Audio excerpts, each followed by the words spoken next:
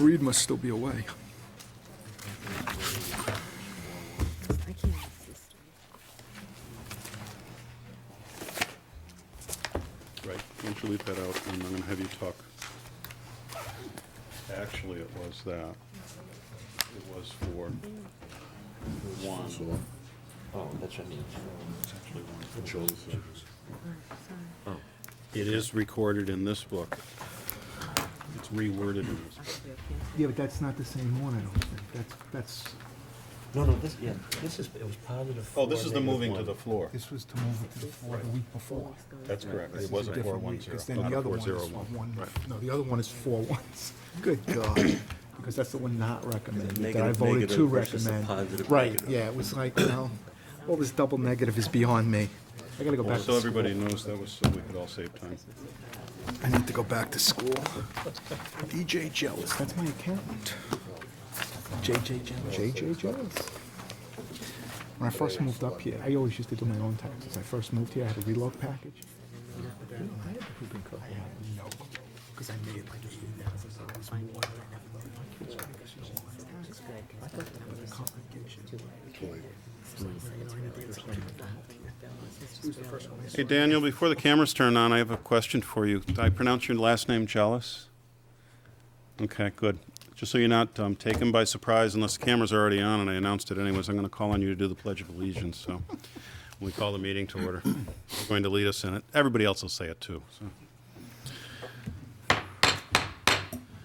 I'd like to call to order the concurrent meeting of the School Administrative Unit Number 12, the School Board in the Londonderry School District, today, February 7th, 2006, at 7:05. And Daniel Jealous, if you'd lead us in the Pledge of Allegiance, please. Pledge allegiance To the flag of the United States of America and and to the republic for which it stands, one nation, under God, indivisible, with liberty and justice for all. Thank you very much, everyone. The next list of public meetings, one of extreme importance. Read Page Clark, if you're home, you'll hear this. If you're not and you're on the way, I'll make sure I announce it again. This Friday, February 10th, the deliberative session at 7 o'clock in the Londonderry High School cafeteria. The deliberative session is important in the school district. At that point, we'll be going over the entire all of the public hearings that we've held to date. We'll review the annual report, and it's in preparation for when the voters go to the polls on March 14th. If we do not have 500 representatives attending the meeting, and that's the Londonderry legislation, what that means is citizens of Londonderry that are registered. You are the representative body of this town. We need at least 500 for a quorum, and at which point everyone in the room will be able to vote to make changes to the warrant articles if they wish. If we do not have 500, only the school board can make changes to the warrant. The following meeting would be February 21st. That's a regular meeting here in this room. Election day, once again, is March 14th from 7 a.m. to 8 p.m. in the high school gym. And there'll be a reorganization meeting here in this room on March 21st at 7 o'clock. So Nate, you have an honored guest this evening. Yes, and Andy is going to do the honors for DJ.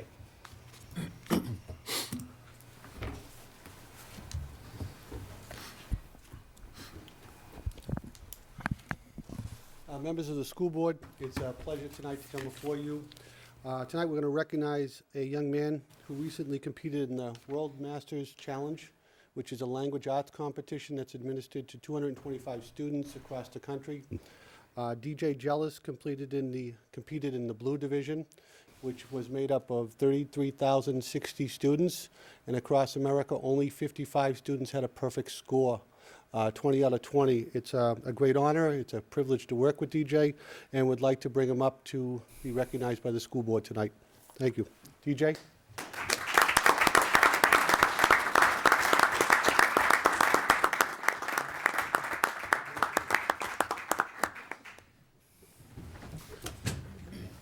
Sure, you can come back. Congratulations, DJ. We're proud of you. Congratulations. Hey, DJ, sorry to call you Daniel. Congratulations. Good job.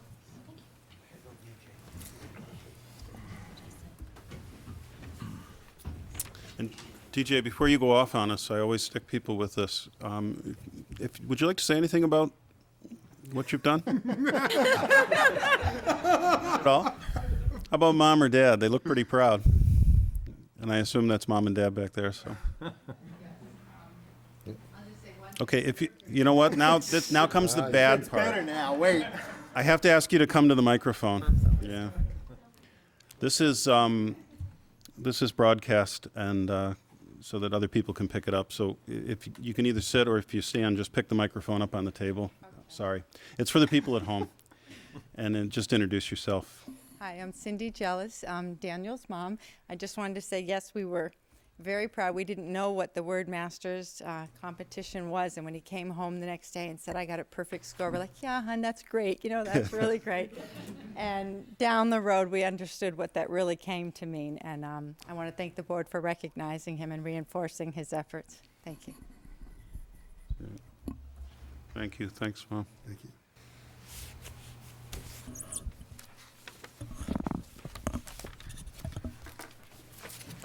And just so Daniel knows, we go till about 11 or 11:30, so feel free to slip out at any time. The next item on the agenda, Andre Guerin and Jeff Taylor, if you come forward to speak. We've had a presentation on tax increment finance districts in the past. I think it was about 2 years ago Andre came in, but they were pretty abstract, and this evening you have some further information on one that you've got proposed up at Exit 5. Thank you. Well, what we're doing right now, Jeff is handing out some material that we're going to be reviewing tonight, and I'm going to be popping in a presentation here that we can follow along for the viewing public. Thank you for that, Andre. I know that they appreciate it. Does anybody know how to get it Being up on one the that- screen so we can see it? You don't want me to make a comment. No, don't do that. Andre knows. Where's our town council liaison? How do we get this on the screen here so we don't have to move away to see? Joe, What's up there on here? come on up here. Oh, we can't, You don't know how to do it? we don't do, we didn't do that. Okay, well, we'll move out of the way and turn around. I just didn't want to. That's what we do. You look like you're so interested up here. No, that's So fine. you guys are actually playing solitaire when there's people are reading, and I see all five of you sitting here looking at the screens. It's an old. Oh, Pong, yeah, all right. Should we We're do probably the only these ones that remember what Pong Yeah, is. the, People if, our age. I think that's a Londonderry Times reporter back there. I don't know your name. If you could just You'd be pop kidding those me. first two switches off right next to you. The two closest to us, I think, are the best ones to, thanks. That helps people at home see the presentation. Thank you, Steve. Steve Beal from the Londonderry Times. So what I'll do is I'll just hand it over to Jeff and chime in when needed, but I'll take you through the presentation that's been handed out and is on the screen right now. Can everybody see the screen? Can we dim it maybe a little more, or? They did this, everybody in the audience okay? Because we tested this last night, and Okay, I'm okay. It seems to work. it projects at home well with this lighting. Good. Mr. Chairman, members of the school board, thank you for allowing me to speak before you this evening. For the record, my name is Jeff Taylor. I am a land use planning consultant from Concord and have been working with Andre for about 6 months now to explore the possibility of developing a tax increment financing district. I'm pleased that, as the chairman said, you did work on something like this or were briefed on something like this previously. But what I thought I might do, for those of you who weren't in that, or for those of you who might have lost a few of the components of it in the intervening couple of years, just go through very briefly what a tax increment financing district is and some of the mechanics of how it is set up. Tax increment financing is an economic development tool that has been made available to local communities in New Hampshire since 1979, which is when the legislature has first authorized it. The general process that a community has to go through in order to use tax increment financing is, first of all, to adopt to take advantage of the enabling legislation, which the town of Londonderry has done. Then there is a process for establishing a specific district. The first thing to do if you're going to establish a district is to identify the boundaries, which parcels are in it, which parcels are not. Then there is a need to put together a tax increment financing plan, which would specify the kinds of activities that are envisioned in that district. The basic arrangement, once a TIF, as it's called, has been established, is that the community would establish the valuation, the total assessed property valuation in that district at the time when the district is voted into place. These districts are used as economic development tools. They're used in general to create infrastructure that will attract new economic development. In some communities, that has been new water and sewer lines. In some communities, it has been roads. In some communities, it has been bridges. But they're pieces of infrastructure that are needed to support new economic development.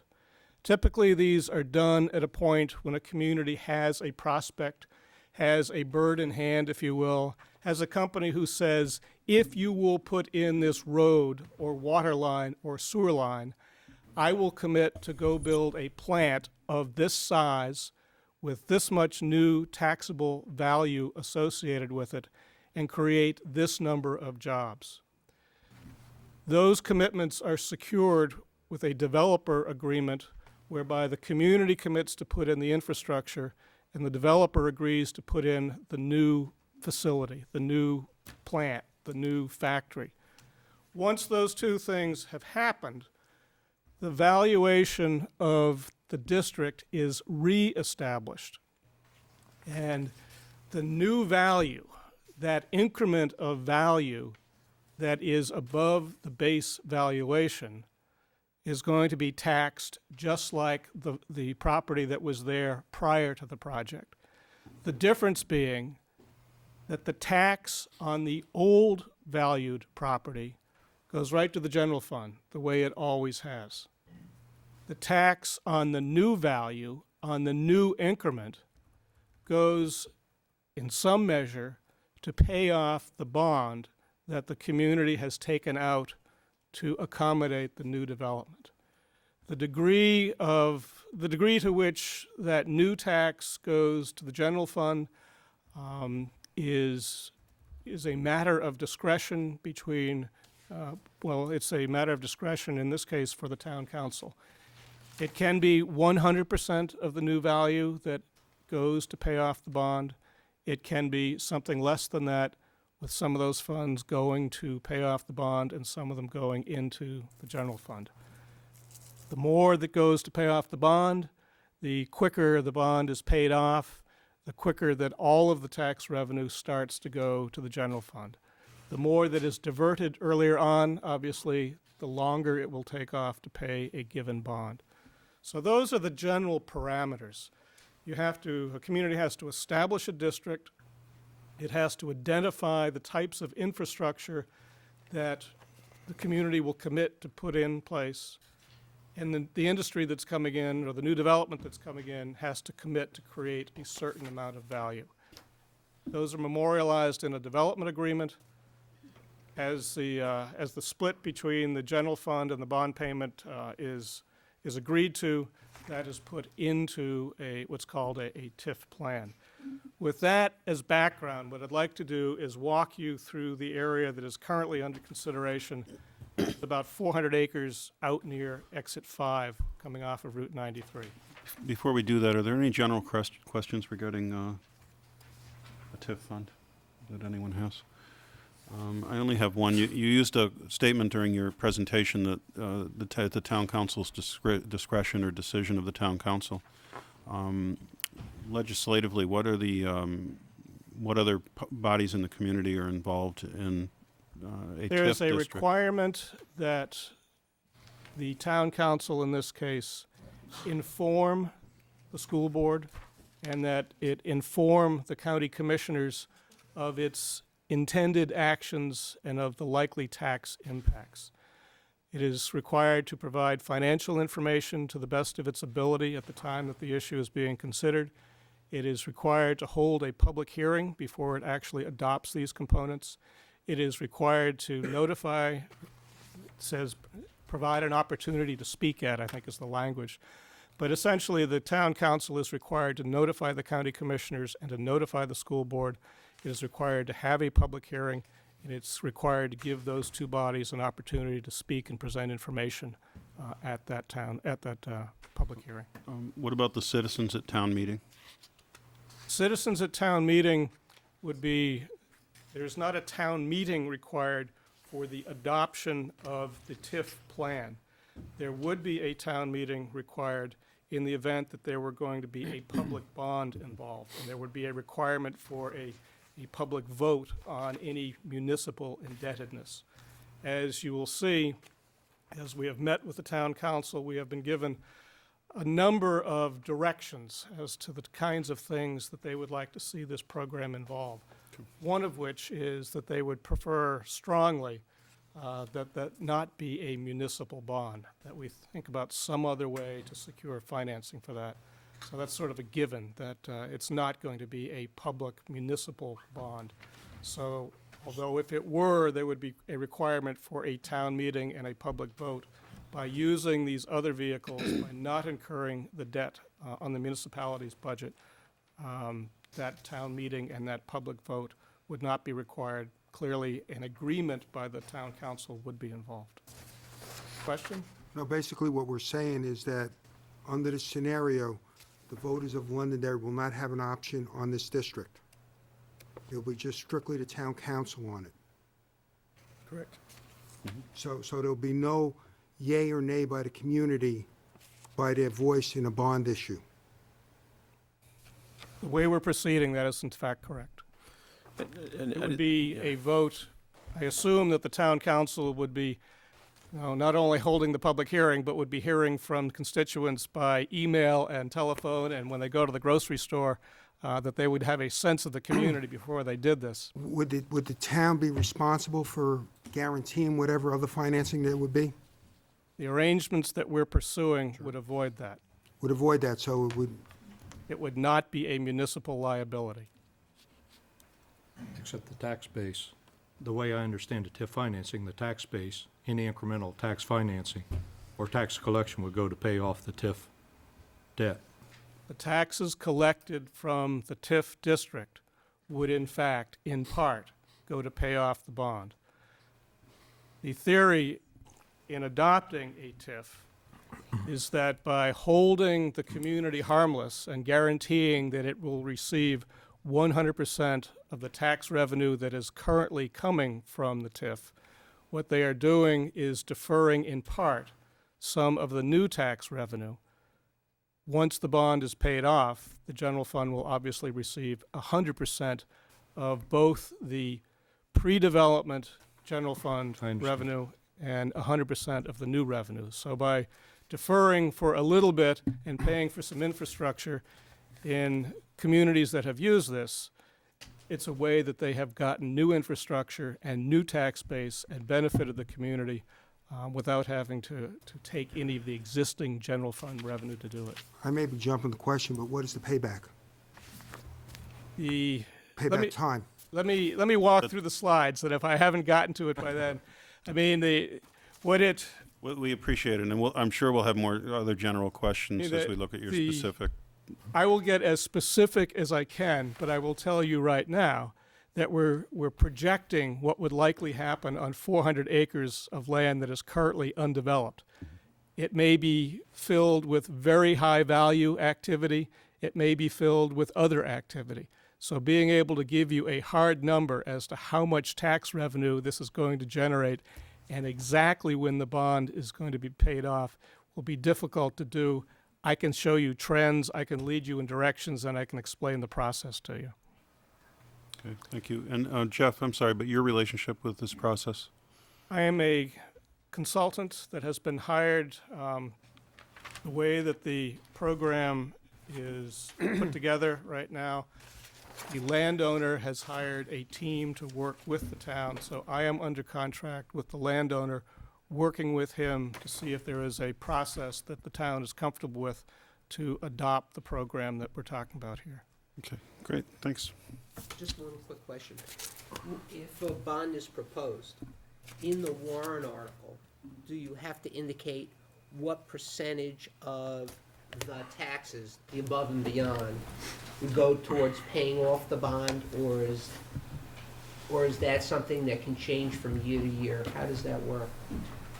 It typically would not be done in the warrant article. It would be done in the developer agreement, where the town there would be an agreement with the town and the developer to devote so much of the future revenue stream to paying off the debt. I hesitate to, we tend to use the word bond, and typically that's how this is funded. It's clear from discussions with the town council that bonding in its traditional sense is not likely to be the vehicle for financing this. So let's refer to that as the debt. It could be, there's no reason it couldn't be referred to in the warrant article, but it would have to be referred to in the development agreement. All right, I will attempt to not put a laser in anybody's eyes here, but here's the area that we're discussing. This is Route 28 at Page Road here, Route 28 coming down, and it's the area that is behind the Coke plant here, basically running from Jacksbridge Road over by Exit 5, and then looping over towards the Page Road, Route 28 intersection. Could you circle North School for us? North School is right in there. Here's the gas pipeline. This is Sanborn Road here. I can't quite make it out, but here's Clark Road here. This was the landowner's original proposal. You can see Jacksbridge Road coming up on the right-hand side, on the eastern side. This is the plant that is currently under construction that will be occupied by Harvey Industries. And there was a somewhat meandering road that came out onto Page Road and then out here. A lot of fairly standard industrial buildings, a big box, I think this is about 220 or 250,000 square foot, one retail store. This is an area that is currently zoned for residential. There are about 84 apartment units in there, and the rest of it was basically metal warehousing, butler buildings, kinds of things. When you go back, or as you go through these slides, just since it is the audience here, if you could circle again North School. It helps people to put it in perspective of where we're talking about. Andre, can you help me with the, get us back one?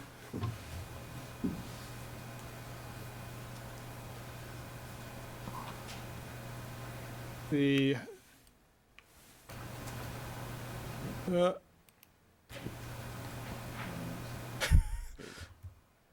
all right, we'll attempt to do this again. North School is this parcel right there. Some of you may have participated in these planning efforts that were undertaken by the town of Londonderry, but in 2003, there was a great deal of discussion and three and a half days of design effort, initially looking at the area that is south of the airport runway along Pettingill Road as a way to improve access into the airport and have a development plan for that.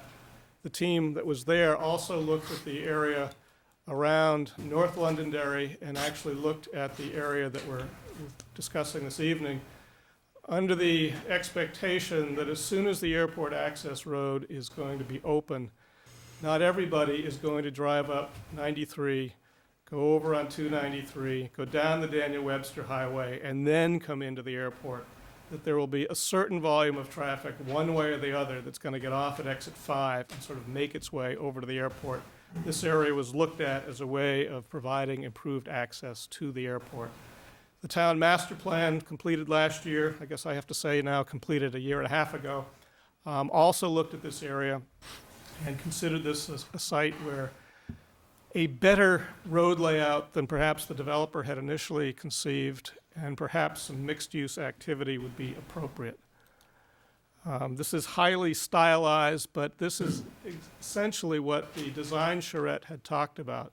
This is Route 28. This is the Page Road intersection.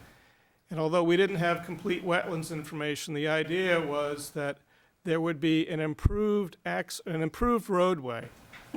At its highest level, the thought was that this might eventually become part of Route 28, going over Grenier Field and then ultimately connecting over here to the airport. At a minimum, it was thought that this could provide relief to some of the traffic congestion on Route 28. See, you could point out North School again. North School is right here. As you can see, the idea was to think about creating something that would mirror North Londonderry Village. This is a mixed-use village concept. It has some residential activity in it. It has some retail activity in it. It has some commercial activity in it. So that was the beginning concept. Once you map the wetlands, once you start to deal with some of the baseline information, some of that stylized design starts to fall by the wayside. The idea that this might become the location for a new Route 28 corridor, potentially it could, where this is, again, to use our landmark North School, the idea here is not quite as smooth a roadway, not quite as flat a curve as the charrette had suggested, but certainly a much more direct route than the original proposal for the site. The idea here is that this would be a two-lane roadway all the way through that would connect from the Page Road intersection all the way to Jack's Bridge and then back out to Route 28 down here. On this western section, it would be laid out within a 100-foot right-of-way. On the eastern section, it would be laid out on a 60-foot right-of-way.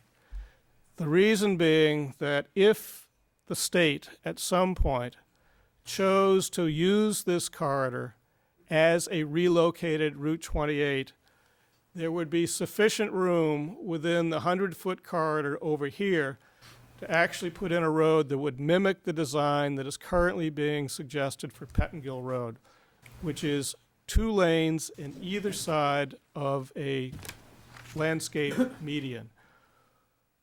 Once you get over into this section, Clark Road, and really connecting out to Route 28, the land acquisition becomes very complex.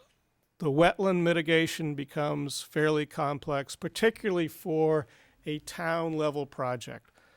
So if you will, what the concept here is to lay out the possibility should DOT ever wish to use it 10 years, 20 years into the future, they could deal with some kind of connection back out to 28.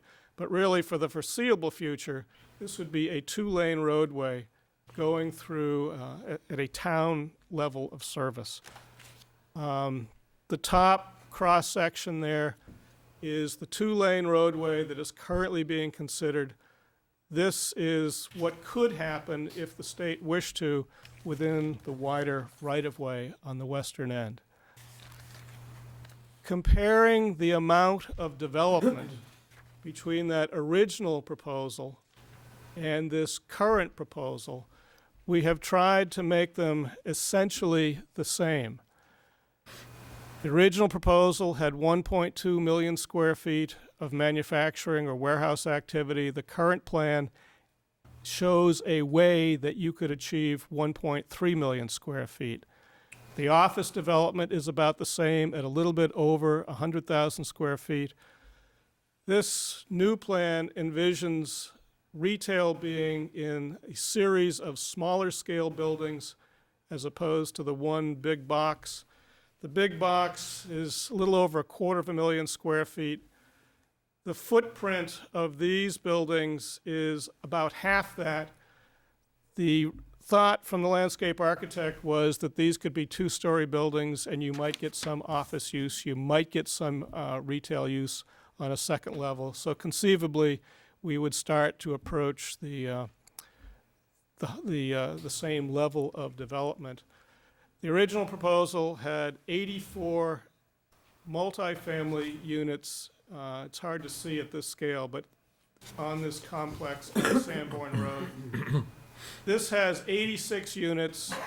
These are split as single-family units, and I believe that the count is about 25 single-family units down here. There are suggested 3 10-unit apartments, and the balance of this is single-family. The idea, again, from a design standpoint, was to create an extension or something similar to the North Londonderry Village, to create something that was more than just 84 units in an apartment complex there.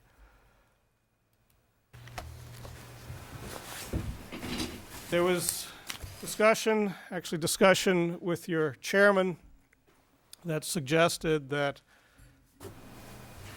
putting in residential activity, putting a teaching burden likely for children coming out of those units and not providing the tax revenue from those units to the general fund was a poor policy decision. We agreed, and in fact, what we're suggesting here is that the residential component be removed from the TIF district, and that would allow all of the tax revenue on any residential development to flow to the general fund. There are 2 ways to accomplish this. Mr. Chairman, this is the way that I presented last evening. In talking to Andre, there may be a way of accomplishing the same goal. We can certainly leave this area completely out. This area, if residential does not go in there, by leaving it out, we would be leaving a good commercial site out of the available TIF property. So there are other ways to make sure that any residential property tax flows to the general fund. One way or the other, we will accomplish that.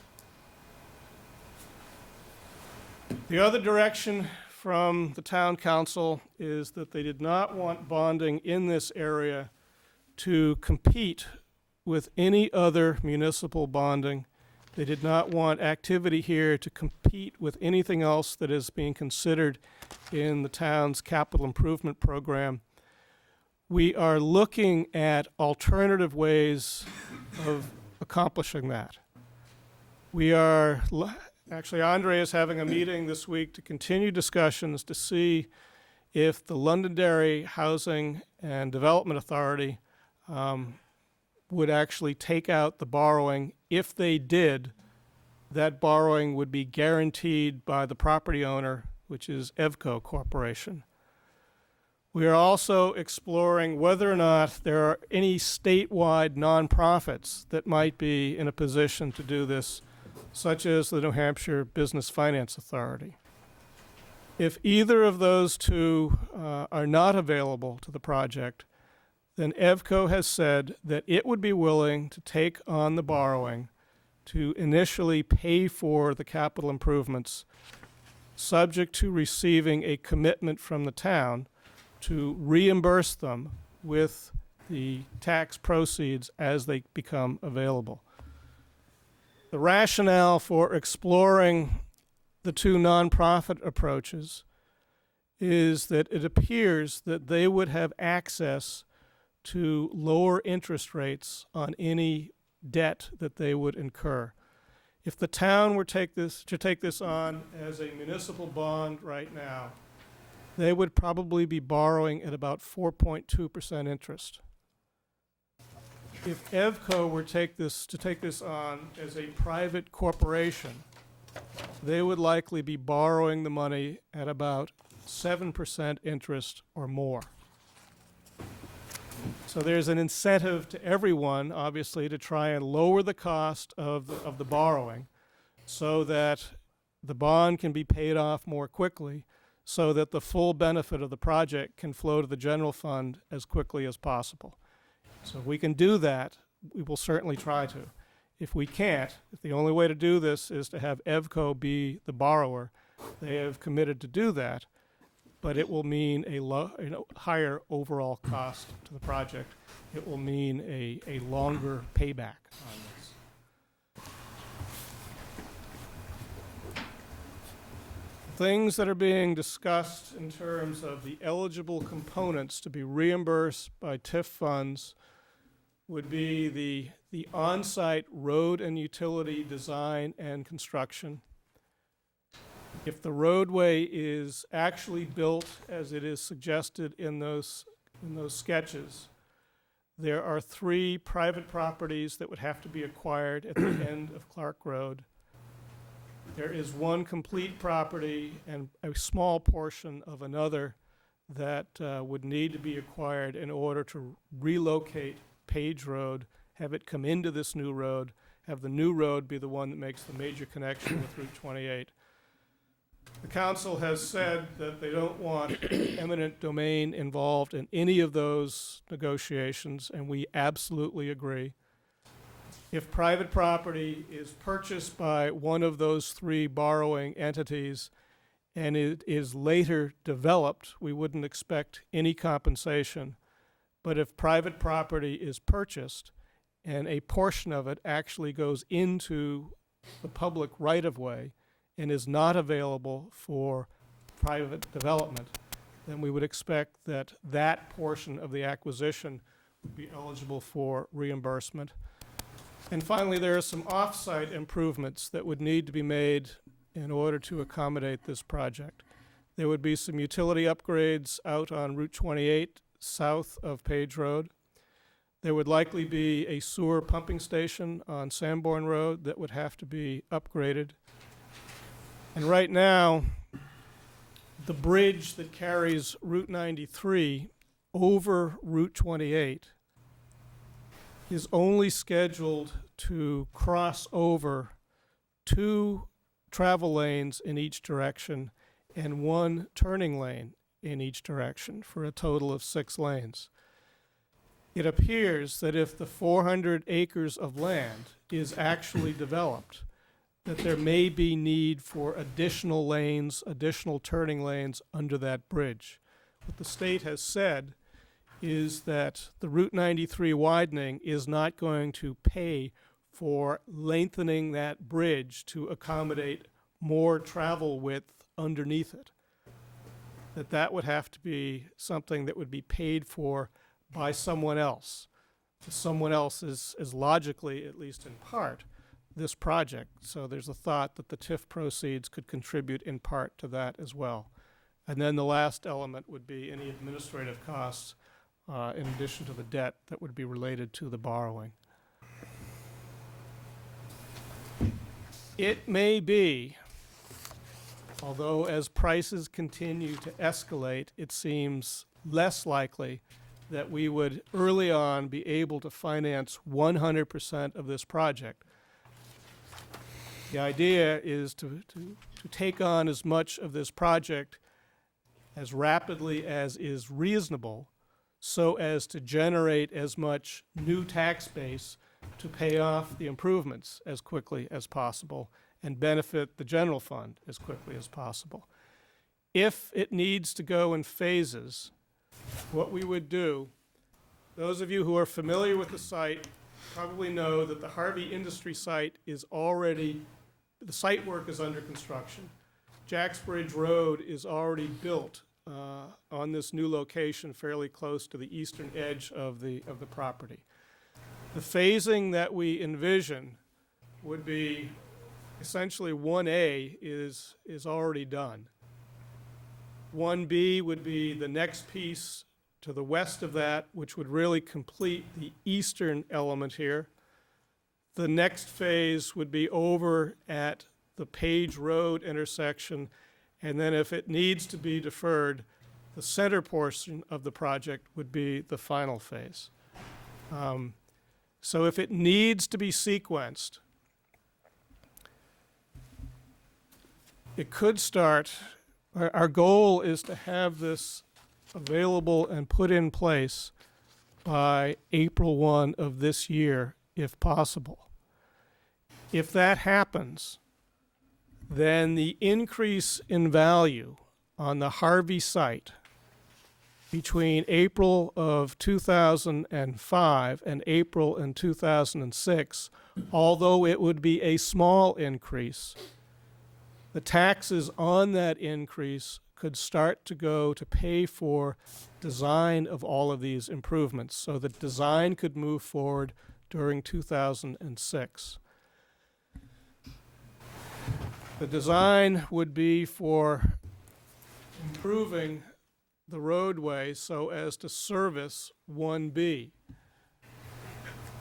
so that those parcels there could start to be developed. When 1A and 1B are developed and are generating tax increment, then again the design of activity would start to occur on the western edge. You read down through that list of things, it's the same as, essentially the same as on the previous slide, but you will note that the last item listed in each of these slides is that the money, at least in part, could and should go to the general fund. At an absolute minimum, our goal is that 10% of the new taxes generated by the new increment would go to the general fund. If we can make that higher, then we certainly intend to.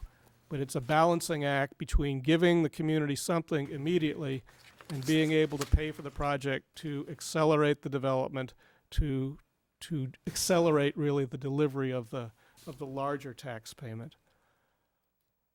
And if need be broken out again, this would be the process, but 2B, the center portion of the project, would be the last one to be constructed. There were questions earlier this evening, as there were last evening, about how much revenue, how much cost, and the answer is that at this point we don't know for sure, and even when the plan is developed, we won't know for sure until buildings are built and until prices are given by contractors as to how much it will cost to build this. A best estimate is that the new taxable property in phases 1A and 1B is likely to be on the order of $25 to $30 million. The Harvey plant and the sites nearby it are likely to be assessed at something on the order of $25 to $30 million. At the current tax rate, that would generate something on the order of $475,000 annually in new property tax revenue. I'm way out on a limb here, so if these numbers change a bit down the road, I'm telling you now that they're our best estimate. The $475,000 in tax revenue would likely support a bond on the order of $12 million. The internal improvements to this project are likely to cost on the order of $12 million. So in a perfect world, if all of these things came true, you would be able to build the whole project with the tax revenue that is coming out of phases 1A and 1B. as you shave a little bit off that $475,000 and say that's an early payment into the general fund, as you add external improvements, some of which we have estimates for, some of which, like the bridge cost at Exit 5, we don't have estimates for. But as you can see, as you decrease the revenue that is available for the bond payment, and as you increase the amount of things that you're going to try to buy, that equilibrium is going to start to swing, and it's going to take more than the taxes that could be generated out of 1A and 1B to pay for the improvements. So it may be that you would need a little bit of 2A before you really started to kick money back to the general fund. But that would be the process that we're anticipating using to allow the revenues to build up to the point where you could pay a bond that would take on a reasonable phase of this project, and then you would go build it. And then you would have sites being developed around it. And then when you had enough money to take on the next reasonable phase, you would do that. Sites would be opened up, and you would have revenue to pay. At that point, I would assume not only the bond, but you would have revenue to kick into the general fund. So it's a balancing act where the exact balance is not going to be known until we actually have developers saying, I'm going to build a building that will generate a new value of X thousand dollars. It's a balancing where you're not entirely sure what the cost is going to be until you go out to bid and actually get hard numbers on the construction. But that is the process that will be outlined in the plan, and that would be the process that we would expect that would be followed. Where we are in this, I had one more bullet on this last night because that was to alert the council that I was coming here to speak with you. But we're refining the cost estimates the best we can. We are refining the anticipated property values as best we can. It's my intention to take a draft tax increment financing plan to the council at their next meeting on the 20th of this month. If they are satisfied with that, at least in draft form, then they have the opportunity to schedule a public hearing on that plan. If they do that, as I mentioned earlier, they would be required to inform you of the date of that plan and logically to give you a copy of the draft TIF plan that you could review. Then you would be accorded the opportunity certainly to speak at that public hearing. The idea is to attempt to get this put in place by the 1st of April, so that there would be some money available to go forward with permitting, with preliminary design, all of which would have other public hearings associated with them like any other project. But the framework, we would hope, would be established in that time frame. If it is not established by the 1st of April, the plan can still be adopted at any point in time.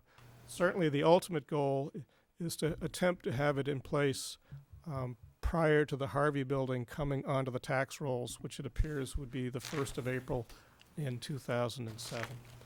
If there are no funds accruing in the TIF account between April of 2006 and April of 2007, then work on design and permitting would either not go forward or it would have to be financed through some other vehicle that has yet to be identified.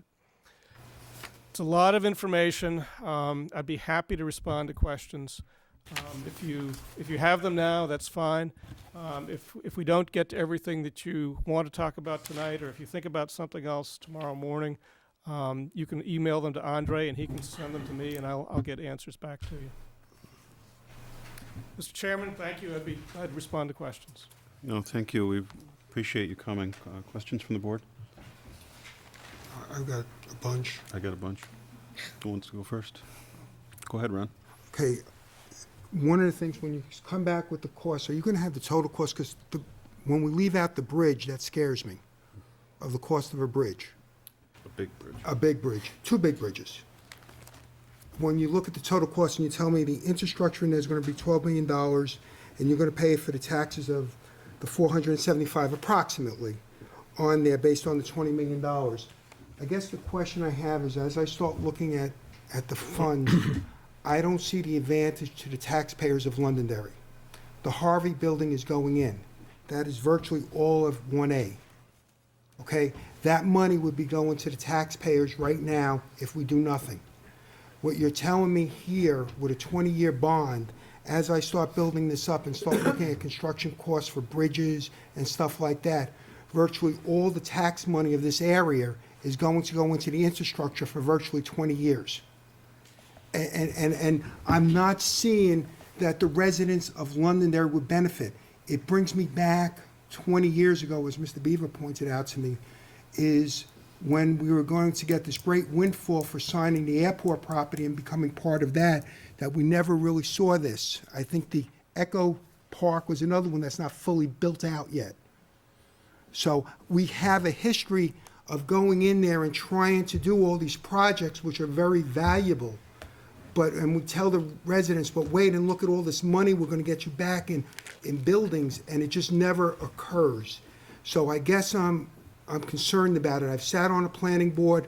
I've seen projects come in here, and I look at the cost, and you tell me $12 million to do kind of the roadways, and we leave off the other stuff. If I look at your plan, 1A and B are basically can be built with virtually no money because it's right in the area of there.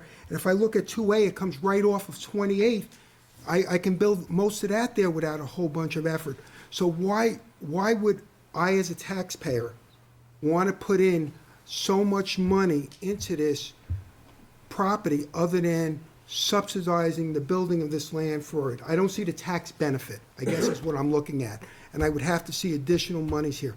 So right now, I'm kind of concerned about this. You also speak about the houses that are going in, that possibly go in and we can lock them out. And they may have, if they go in there, I have a concern about that, because one of the things we use here is a fictitious number of 0.8 or 1.1. And I'll reiterate that, why it's a fictitious number in my part, doing this for 18 years, is the fact is if I look at the overall town, that's probably a correct number. When I build a new development, people with children move into a new development that has houses of 3 and 4 bedrooms. So that number comes more like 2 and 2.1, because that's why they're buying those houses. Over time, those children will move out and they'll grow up, and we will get back to the 1.1. So it averages out over the town to a 1.1 or a 0.8 number, but not in a specific development. That increases it. 86 units, half of them being multifamily, being residential, will probably bring the number of children in the area to close to 100 students in the buildings and overload a building. So just as a point of reference, those are the concerns I have that I would voice at a town meeting, and a concern about it. But I don't see any advantage tax-wise based on what you've showed me here, the layout of the property, what's already being constructed, that the residents of Londonderry would see a real tax benefit of this. Mr. Campo, if I may respond to your questions. Yeah, let's do that. Sure. Mr. Taylor, I'd like you to go ahead and answer Ron's questions, but before we do that, you used a term, because I think we're going to have quite a bit of conversation tonight. You used a term that this board would have an opportunity to speak at the public hearing. And I think I framed this and asked the question on who is the governing body regarding the TIF. And as you indicated, it is the town council. However, over the past years, I would say 6 or 7 years, the town council and the school board have become quite intertwined. We assist each other and help each other with projects. It's not a project, I believe, that this board hasn't presented to the voters that the town council hasn't come out after due consideration in support of it. So I'm not saying that we're automatically trying to jump out and support your project, but what I'm saying is I know that they appreciate our input on this. To give you an idea of the magnitude of that, although the town council would make the decision on whether or not we do a TIF district, The school district is $55 million in cost to this community, and we spend to educate our children, where the town portion is $25 million a year. The school district educates 25% of the citizens in this town. So 1/4 of the people that live in this town go through the school doors every day. So we just have this extremely large constituency that we're concerned about. So that's where some of our passion comes from. Ron had some points that you'd like to address? Can I? First one being about the bridge. We certainly will have a number by the 20th of February. And the number will represent not the cost of the entire bridge. It will represent the additional length that might be needed to accommodate 1 or 2 additional lanes. So we will have that number. In terms of the benefit to the town, I can think of several that I would ask you to think about. First of all, on a pure financial standpoint, the $25 to $30 million of new value that is in 1A and 1B, or anticipated to be in 1A and 1B, is likely at probably, that is probably 25 to 30% of the value in the whole project. Some of which, you're quite right, could occur pretty quickly right at Page Road, but a lot of that internal development likely wouldn't occur. So if we're thinking of something on the order of a $75 to $100 million build out, there would certainly be tax benefit to the community because of the internal development that would not occur unless this program were put in place. If you didn't do it as a TIF district, if you didn't do it as an overall comprehensive program, if you remember that package that the developer first brought forth that had that sort of broken back, snake back layout of the road, I think that's the kind of piecemeal site-by-site development that you would probably get in there. I would argue that you're not going to get full value out of a program like that in terms of tax value that you would get out of a more comprehensive program. The other piece that I would have you think about is the utility of having this new roadway provide at least some some traffic relief to the existing Route 28 corridor, that there would be some element of the traffic that is currently using Route 28 that would probably take advantage of this. I'm not going to debate children per household numbers with you. Everybody has their own experience. I can only relate to you that in my experience, at least in the apartment type situations, and I don't have numbers specifically for Londonderry, so your number may be better than mine, but in other communities, on at least the apartment component, it has been on the order of 1 child per 4 units, about 0.25 children per household in those circumstances. And I guess I would leave that as my reaction, or my comments back to you. Dan, did you? Jeff, if the TIF district goes in, who approves the buildings, businesses that go into there? Those would be reviewed by the planning board, just like any other site in town. What if they're rejected?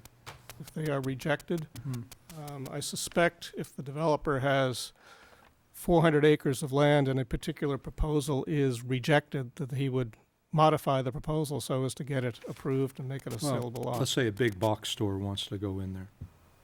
We've already rejected that off of Exit 5, some of those proposals. So I think I agree with Mr. Campos. I'd have to see the cost in some of these proposals. I also agree that we're taking a huge tax bite off of the tax base over the next 20 years. Echo Park, we talked about 10 years ago. There's still buildable lots up there that's not fully developed, and I just don't see the benefit of this to the taxpayers. I also don't like, and I'll voice my personal opinion, certainly not the board, I do not like we sit here and put our arm on our sleeve in every bond and we do go to bond, and every project that we bring forth as a school board goes to the full citizenry to vote on. I'm not sure, and I'll say to the council, they know me well, I'm not sure that I like the council making a determination that takes taxable property off the tax rolls for some period of time that we don't deem a payback on. So, you know, this public hearing's interesting, but we know how many people attend public hearings, maybe 100 total, and that certainly doesn't represent the entire citizenry of Londonderry, and I only see this as a detriment to us. The Echo Park's not a, why didn't we go TIF on the Echo Park 15 years ago? I can't comment on that because Oh, I obviously understand. I wasn't here. But with regard to the Eco Park, right now we have a generator, an economic generator that turns back revenue to the town of Londonderry in terms of $3 to $5 million a year. Right. Also, we have the Bedora's hydronics facility that was built there and a few years back.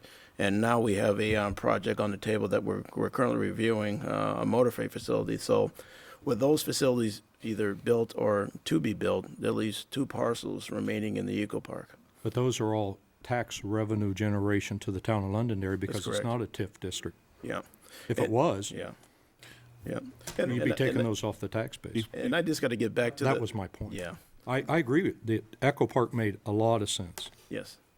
And also just to your point of why TIF districts were even thought of at one point in time. And if you remember our discussion a couple of years ago when we talked about a TIF district in the airport area, one of the things that came about was the difficulty of a bond, passing a bond in town, and what if a bond is passed, what can you expect in return for it? In the airport area, we looked at a TIF because we can, instead of the taxpayers, a typical bond gets passed, the taxpayers' taxes raised to cover the payment of that bond, and that's the typical fashion it goes. In this particular avenue, a TIF district, now you're letting the incremental improvements of the area to pay off the bonds, so it doesn't count as debt towards the town, nor does the taxpayers have to pay it back. Yes, the taxpayers have to forego the tax revenue that it would be generated, but on the opposite hand, we also are creating jobs, which sometimes gets omitted in the larger picture, that it is creating jobs, and ultimately, without burdening the taxpayers, we are going to ultimately gain the results of that tax revenue gained in that area. I'm going to take a question from Ron, but Andre, could you bring up the latest full-screen drawing that was in this presentation? Ron? Andre, one of the questions I have is, I would assume any way that the town goes that is not a bond, we would have to guarantee the payment. I don't think the industrial, we would virtually say, we are going to turn over X amount of money for 20 years to pay this. I don't think anyone would go into a deal without us saying, giving that type of guarantee. If we do that, why isn't that committing the community to 20 years of payment without a vote on it? I mean, I hear what you're saying. We do a lease, and if the board or the voters say no, we basically have to give back the stuff, okay?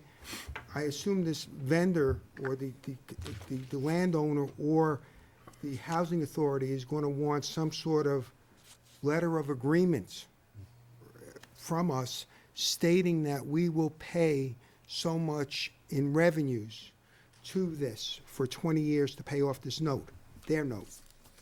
However you want to word it, it's still a commitment for longer than a year or two that seems like we're not meeting the intents of the law, that the voters have a right for long-term bond issues or commitments from a district.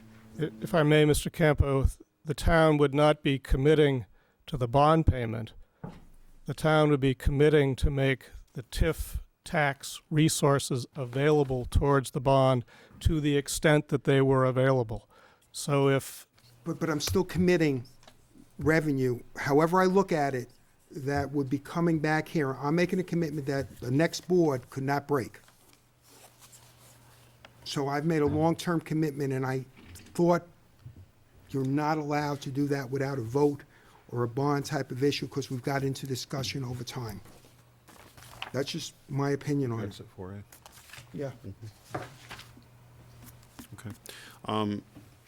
If you wouldn't mind just circling Phase 1A and 1B here with your marker. Right. I'm going to try and correct me if I'm wrong. I'm going to make this fairly simple, but I want to help people understand a TIF district. So the development that occurs in this phase 1A and 1B, the funds from that would not be used to increase the tax base, but they would be used to pay for infrastructure. That's correct. And the theory on that is the rest of the developable area, if you could just circle that, would then be stimulated to grow, and that tax money would go to increase the tax base. That's absolutely correct. Other questions from the board? The on the other side of that note, as I drove by the Harvey Windows property about 2 months ago, as the construction was accelerating, my partner asked me, what in the world is that? And I indicated, and I estimated at the time, that it was about $400,000 a year in tax revenue to the town. And I indicated that's Harvey Windows, and they're bringing in jobs and tax revenue to Londonderry. Andre, I think in order for the TIF district to move forward, at least as far as the school side is, we need to find a way to communicate to the citizens why we're losing that tax revenue. I mean, that tax revenue that's $400,000, or as you've indicated tonight, $475,000 that would have come into the town that could have potentially bought other items throughout the community or gone to reduce the tax rate. So I think that's a big challenge. A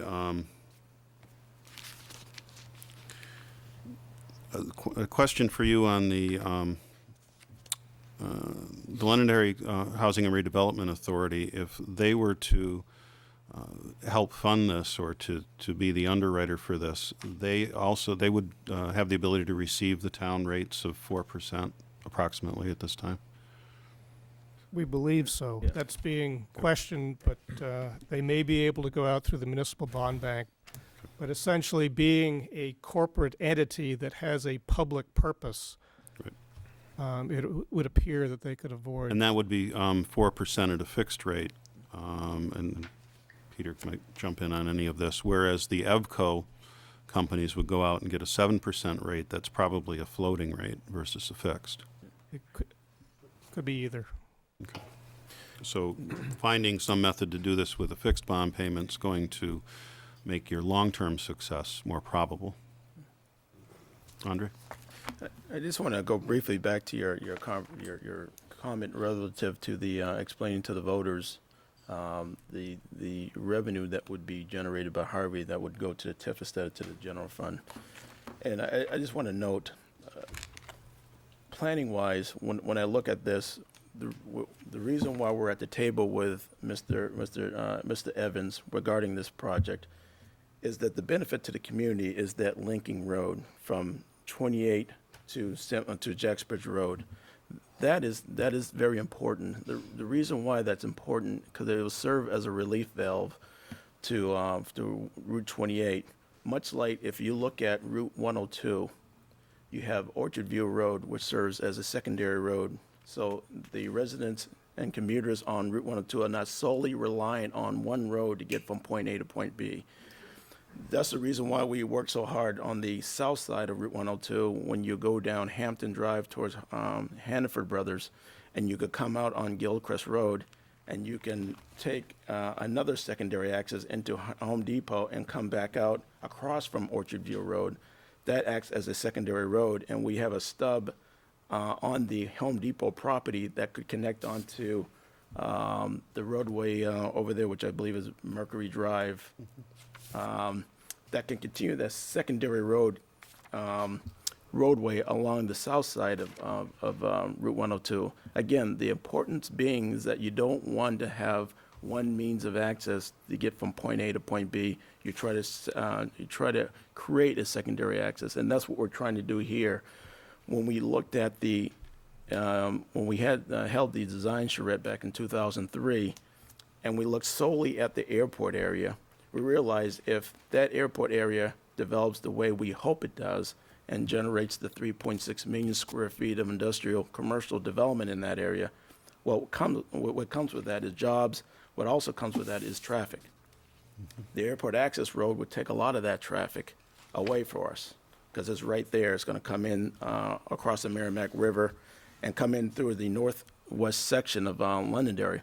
But some of that traffic is going to make its way to exit 5, which gets to the bridge issue, which is not only an issue that we have to contend with for this project, but as well as for the airport access, the upgraded Pettingill Road project, because obviously we don't want the DOT to build a bridge that won't meet our future needs. So that's something that we're going to have to deal with. But when I look at this, again, our seat at the table is the importance of that connection. If left to its own devices, I'm sure that when you look at the way the topography is on that project, when you look at the wetlands, a typical developer would probably develop the western section near Page Road and the eastern section where Harvey Industries, and that middle section is of little importance to them. That's why that's why we're at the table, because that link is important. Okay. But there's no guarantee that it's gonna be built. If you listen to the phase-in project, we're gonna do phase 1 and 2, and that's gonna pay for a lot of the engineering work, and then phase 2A is gonna pay for the rest of the engineering work and the design as was said. So, and that's phase 2B is the last section to be done. It's quite possible that section would never be built. Well, the point I disagree with that is that then we probably won't continue our conversation regarding this project if that middle section, again, I get back to the importance of that connection to the the town of Londonderry, and that's why we're at the table. If that middle section is not going to be built, and it's not part of the agreement that we make if we were to proceed with this project, then you're right. I mean, if we're gonna phase it in, the answer is there may be a phase that's not economically feasible for them to develop. That's the only point I'm bringing out. It's, And those are the type of questions we'll know ahead of time. If this is not economically feasible to do that, then obviously we'll relook at this plan and say, all right, then if the town is not going to get the benefits of that connection through this particular vehicle, then we have to relook at the plan. I'd like to thank you, and if you could just circle the 2 residential units, I'd like to thank you for considering and taking those out of the TIF funding portion of this plan. I appreciate that, and it's clear that everyone listened to our concerns over the past few months. I personally would rather not see them on the drawing at all, but that's your prerogative, whether or not you have them there for the public hearing process. In Phase 2A on the left, I am rather perplexed, although we do not have representative on the planning board at this time, but I'm rather perplexed as to why we would convert that area out of a non-residential function and into a residential function. It's presently in a commercial state. In the bottom of the screen, if that's already zoned residential, well, that's what we have there, and that's, how we'll need to handle our zoning. But to make a change to an area that could be, you have to understand, we're very much in favor of, or at least I am personally, I'll let the board speak for themselves, in favor of appropriate industrial and commercial development. That's what pays the taxes in this town, not pulling taxes from the homes that you talked about. Each child is well over $7,000 to educate, and so the homes that the size you're building here probably won't be paying even for one child. Andre, you wanted to address the issue of changing the? Yeah, and I guess staff will take full blame for that, and that goes back to this concept that was derived from the 2003 design charrette, which was to create a village type setting in there as an extension of the existing village in northern Londonderry.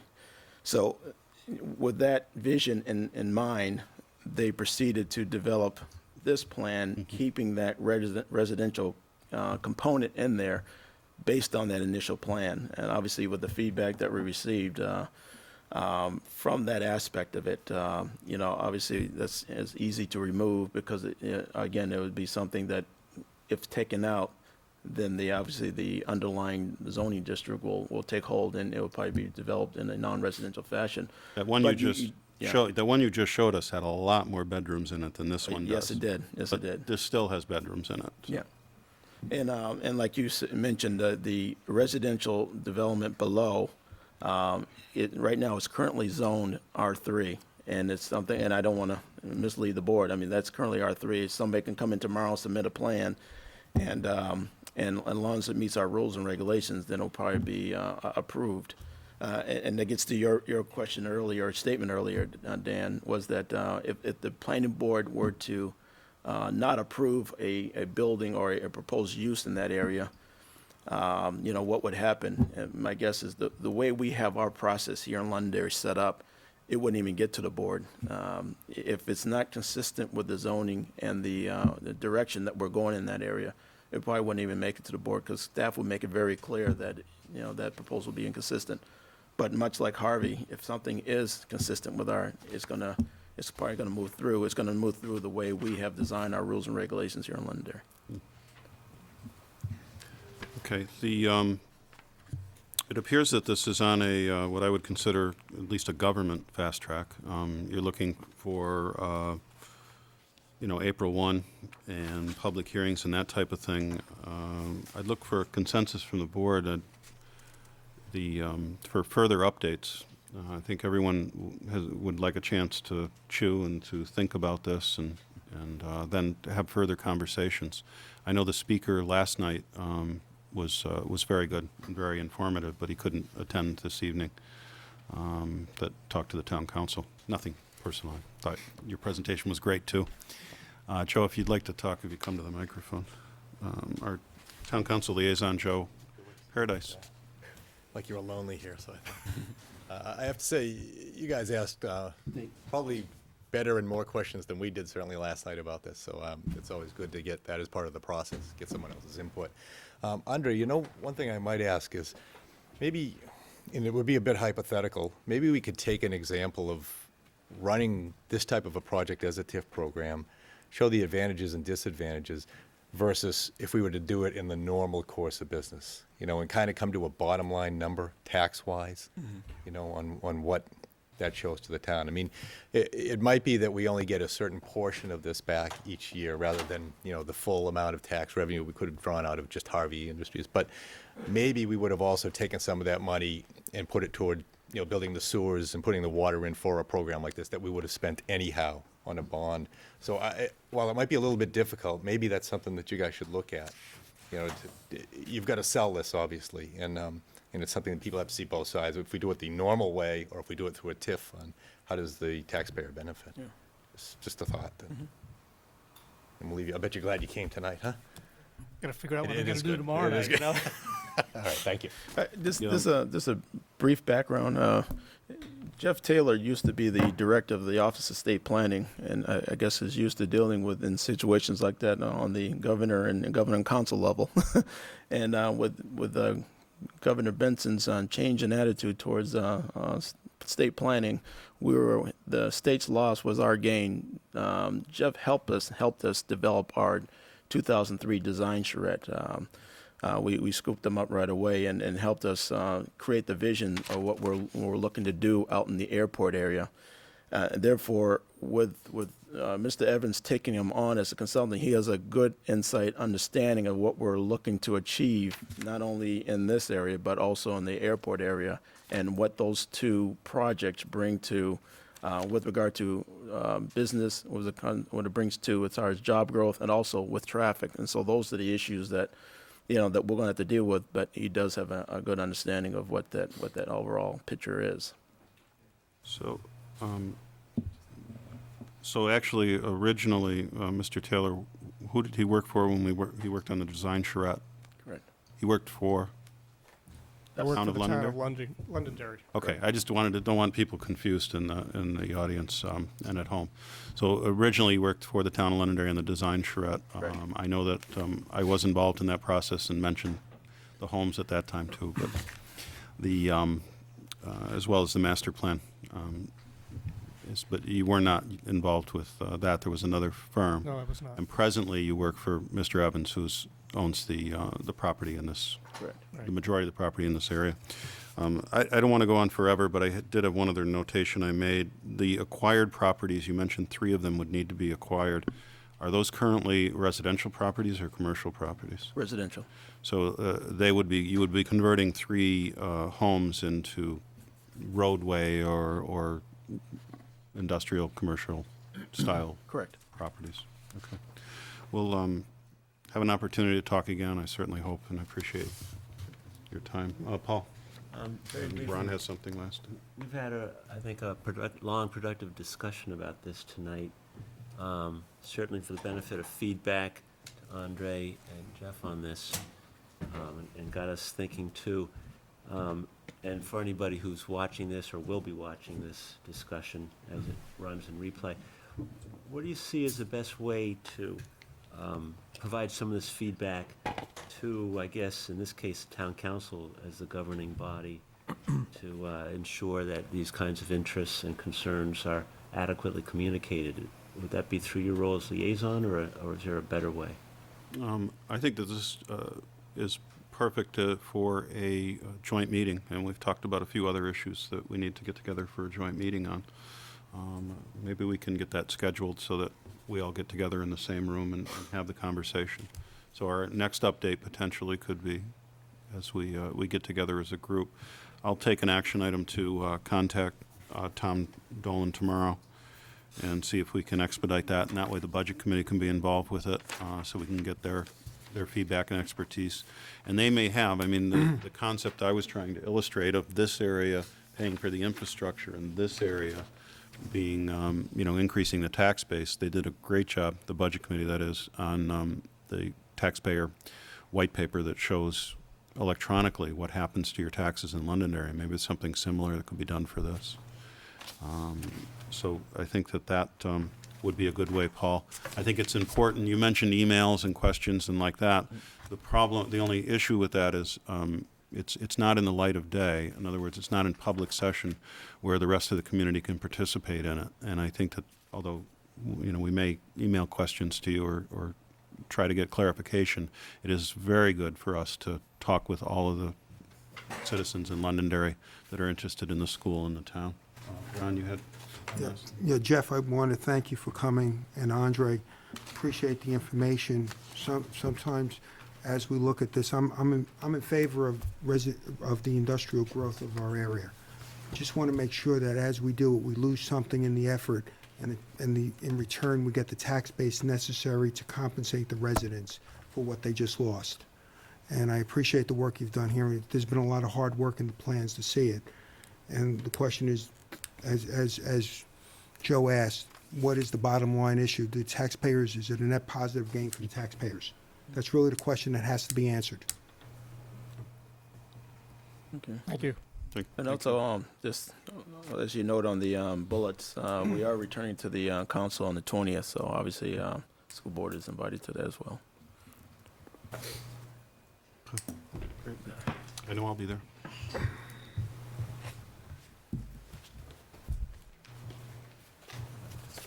Steve, if you could bring up those lights for me, I'd appreciate it. I'll read into Steve at the, thanks, never mind.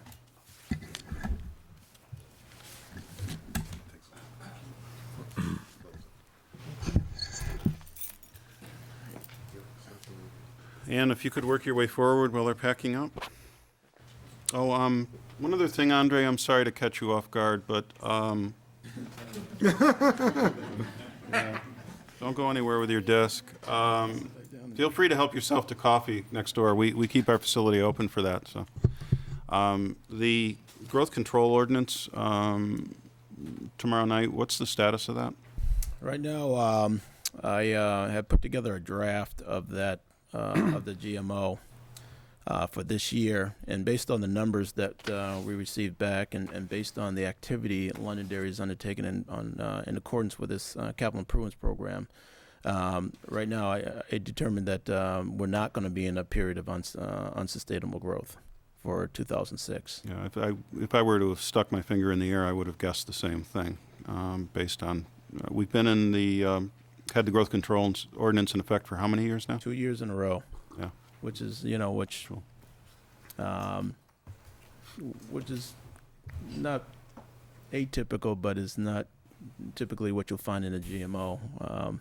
But on the other hand, the fact that we have been in a state of unsustainable growth for 2 years in a row, and also have done things with that time, such as obviously build an addition on our schools, build a new town hall, build a police station, obviously shows that Londonderry has made the best use of that time while the GMO was in place. So with that in mind, I think it's reasonable to see that we will not be in a period of unsustainable growth for this year. And the reason I bring that up from a school board point of view is that means that we would release the cap on building permits, so we could see an increase in homes that were built.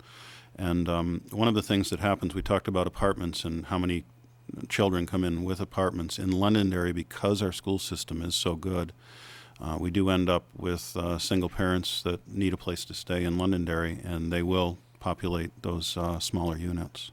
Yeah, and typically, and I think Jeff alluded to it earlier, I mean, I've heard a lot of multipliers over my time here in Londonderry, but we have a impact fee system in Londonderry, and Bruce Mayberry, who is a fiscal impact analyzer, had put together our school impact fee and has determined multipliers based on the type of units germane to Londonderry only, not national figures, but germane to Londonderry, using a lot of the school figures and a lot of the bus figures, and the multipliers that were derived are Londonderry specific.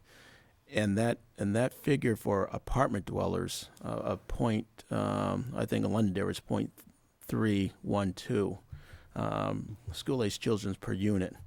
I know sometimes when we speak in terms of multipliers in 0.5 or 0.3 or whatever, people often get confused. We're specifically talking school-aged children. Often when the planning board is reviewing a residential development, someone or a butter or somebody will stand up and say, no, there's 2 kids per household in every household in town. I said, well, we have 8,000 households in town. There should be 16,000 kids in our school system, which is not the case, obviously. We don't have 16,000 kids in our system. Therefore, that's when you look at the number of households compared to the school capacity, you realize that that multiplier is 0.5, 0.4, 0.3, depending on the types of households that you're looking at. Obviously, the single-family household is high on the end. I think the multiplier in Londonderry for a 4-bedroom house is close to 1 child per household. But as you go to a 3-bedroom to 2-bedroom to an apartment, it starts to go down from that point. Okay. We'll talk more. Thank you. Yeah. We have a familiar face here. Actor Ann Jacoby. Welcome back. Or welcome home. But it's not our home. This is our new home. Little different home, and but it's good to see you all again, and to be here briefly. I can be as short or as long as you would like. My main reason for appearing before you tonight is I have been asked to serve as a consultant for the New Hampshire School Board Association for the 2006 legislative session. I'm coordinating its new initiative, the Legislative Action Network.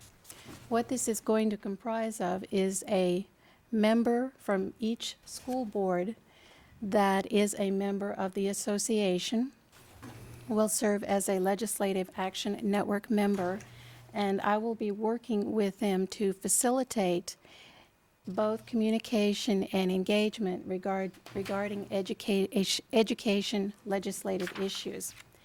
There are numerous ways that this can be done, and why this is important, let me give you an example. From just last week, we had the open enrollment legislation, HB 664, and up until the evening before, we thought there was a possibility that this could pass. I received an email from a representative in the North Country who had been contacted by his school board LAN member, and they had discussed the issues regarding this. Now, this is a school district that is quite a contrast to the Londonderry School District, but he was able to appreciate some of the concerns and issues regarding this legislation, and that's music to my ears because that's what this is all about. Not that we will have all the answers, nor that we expect, for example, the Londonderry School Board to maybe agree with the association's position, but to offer a chance for dialogue, engagement, communication, because I think with the volume of bills that the general court has each and every year, they cannot possibly keep up with that volume. Even an amendment to a bill, as you know, can drastically change the content and the intent. The morning of the open enrollment vote, I had a long phone conversation with one of our reps here in Londonderry, and he asked very good questions. He had not been able to hear much about the bill, get many answers to his questions, and I had an opportunity to talk with him, and he said, well, from what you're telling me, and I said, I will definitely ask questions when I get there, but I don't agree with this for these reasons. That was wonderful. That's the intent of all of this.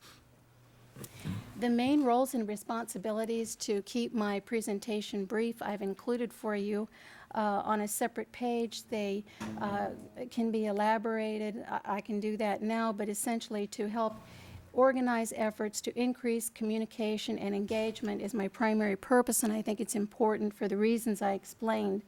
I want to know what your concerns and interests of the school board are. This isn't just the New Hampshire School Board Association telling you our position, but I want to hear what your position is as well. That can be exemplified by the testimony last week. Nate Greenberg, Jason Parent, and Mike Dolphin did the district proud in representing their questions and concerns and issues regarding SB 268, the mandatory enrollment age increase from 16 to 18. And the New Hampshire School Board Association does support this legislation, Nate, I believe, along with the Superintendent's Association. But we do also have concerns. No? Superintendent's Association has not come out in support of that. Have not come out in support yet, so I do stand corrected. But the School Board Association has. So, but it has done so with the proviso. We also want to look at and address the costs that are associated with this. Do we have the facilities? Do we have the resources? What are going to be the initial startup costs? What are going to be the maintenance costs? Questions that you ask yourself each time you meet. So looking at this, I'm also asking the member, whether you are volunteer or are recruited, that you look at the New Hampshire School Board Association website at least weekly. That is www.nhsba.org. And I've been working on this website along with others to really promote the engagement piece.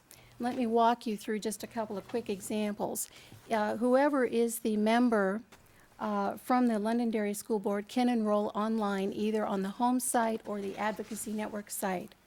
We now have an attorney by the name of Barrett Christina, who has been providing outstanding legal recommendations and has served as a great resource for us. He is publishing some articles online for you, for example, the right to know legislation and other aspects that do affect the school board and the school district. Wanted to also highlight to your attention the on page 4, the Legislative Advocacy Network contact information. This is a spreadsheet that I collapsed from the Gen Court website, so it has all the contact information for all 400 reps and 24 senators on that one page. The action alerts from a legislative standpoint are issued by our Governmental Affairs Director, Dean Mitchner, and I have worked with Dean for the last 5 years, and he has been an extremely invaluable resource.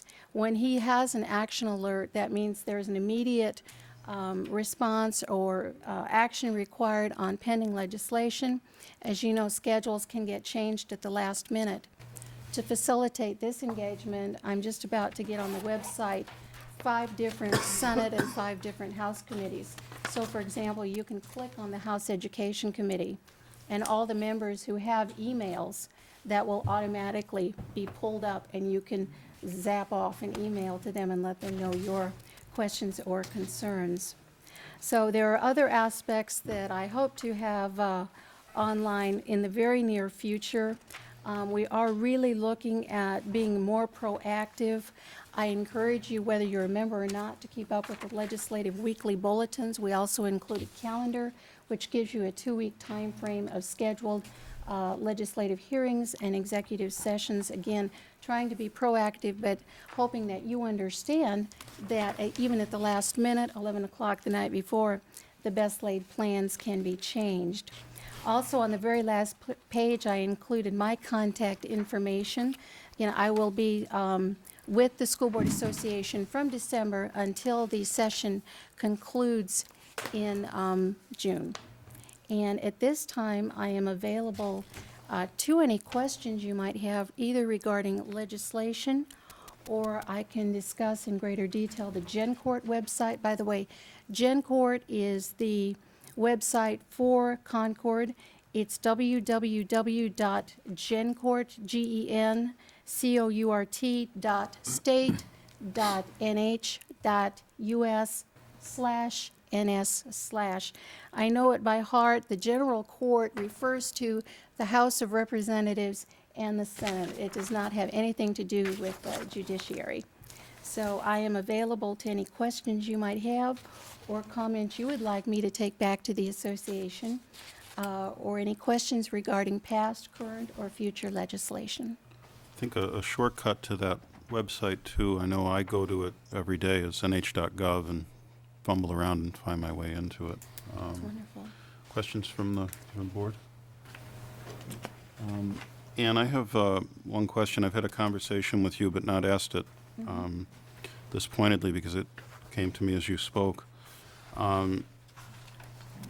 In selecting one person, I find, and I'll use a simple example. I find that this board in particular is very active in the legislative community, and we tend to pick up ideas that we're very familiar with. I'll pick on Ron since he's right here on my left. Ron may be extremely interested in athletic functions, as he's the president of the LAFA organization, and he does quite a bit of that in schools. So if there were legislation coming out that were related to athletics, he would pick that up. I've spent quite a bit of time on the school funding issues, so if there are school funding issues, I would pick them up and write a letter about that. What's the advantage of assigning one of us when all of us pick up our pen or our fingers and send out an email to our representatives each time a piece of legislation that interests us and moves us to action comes up? Your question is a good one, but I think the Londonderry School Board, again, while not the exception, is certainly not the rule. In talking with school boards and school board members from across the state, there is a wide disparity on their experience in working with their reps or their senator. I've talked to people who didn't even know about the GenCourt site, didn't know how to contact their representative or their legislator. So I'm working with those who are just beginning this process, as well as those who are quite experienced. And we picked one member because that makes this group manageable. There are 168 different school districts, school boards, and this at least gives us some representation. You represent the South Central region, so although you may have a primary interest in maybe 2 or 3 legislative issues, certainly Nashua or Concord or other members in the South Central region would pick that up. And we really want to look at the diversity too. It's not that we expect to hear just one voice, and you can easily vet it through your own colleagues, you know, and it can serve as a liaison report. I sent out a something recent, like that. I'm sorry to interrupt. I sent out a recent email to the board. I believe, did you all receive it regarding, it was a communications from the New Hampshire School Board Association, and I asked it if you were, are you already on that list, or do you get them from me? Do you get them from, I know Nate sends them out at times too. I get it from the. So you get it board. direct? Yes. Yeah. So it seems like we're already, all of us are on the action list. Well, you are, in terms of the legislative bulletins that come out weekly. I know we talked about that last year to be sure that, and as well as the alerts. So what I'm saying is that you may decide that you don't need a member, that if you want to pick up the phone and give me a call or send letters directly to the executive director, Ted Comstock, I'm directly accountable and report to him, although I do work closely with Dean Mitchner, who is the governmental affairs director. But again, Londonderry, you are the exception, I think, and not the rule. If you need to check someone off on a list, I think it would be appropriate to check off the chair and just leave it at that, because that's something that's the person you'll normally contact anyways. But I think that this board does a commendable job in being proactive in contacting our representatives. And we're trying to be more proactive as well, getting those calendars out to you, getting links and URLs online that will quickly engage you. Even in Dean's bulletins, we have now incorporated those links that will access you quickly to a calendar or to a particular hearing, so that we can, again, work together in this, because I think that hearing the voice from up north was music to my ears. So you are being heard. Yeah, that may have made a difference, and it was within 20 or 25 votes, which I think is close with The final 400 and vote something. actually was, I think, 111 to 237 or something rendered ITL, and they weren't going to, inexpedient to legislate, and they were not going to return it to the Education Committee, only to return next year. So it's been valuable, because I think not only in talking with our representative that I shared earlier, it was an education for him, but having been a part of the legislative process for so long, I continue to learn a lot, and I know you all do as well. So thank you for the Thank you. chance to appear before you tonight. Ron? But I'm just real available to quick, other Ann, questions. I have to thank you and the School Board Association. This is long overdue. To get all the school boards moving in a direction where we can voice our opinions and get the word out. And it's disheartening to hear that not all the school boards are involved, but it's a good thing that the School Board Association has taken the lead, because I think that can only help us up in Concord when we get all those opinions up there, that the legislators hear what the people in the trenches that are paying or have to implement these bills feel.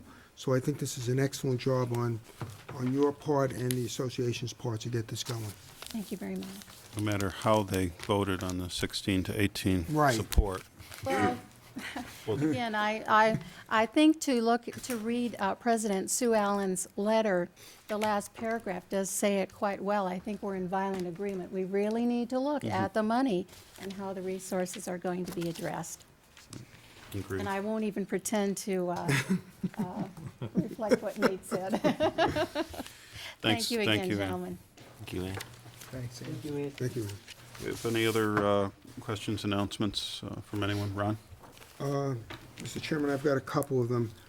I had been talking with Sue Ballard and the superintendent earlier, and I was wondering if they can look at putting on a presentation for parents on this issue of MySpace and other websites like that, to give the parents a spot where they can come and ask questions on it, show the parents what is on these sites and what the parents can do about being notified that the children are on these sites.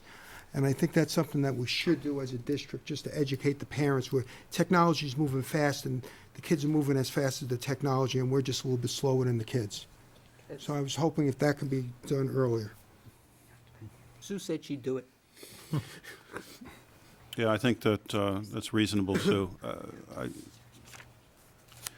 One of the things that, since we're very active online in my company, and one of the methods and the things that we've been able to do at NH Cafe is, if we were to log on from these terminals right now, we could tell that that was occurring from this building. So I certainly think that it's pretty reasonable to make sure parents know that that type of identification is possible. I found out one of my sons, if my other son goes on it, my other son gets an email.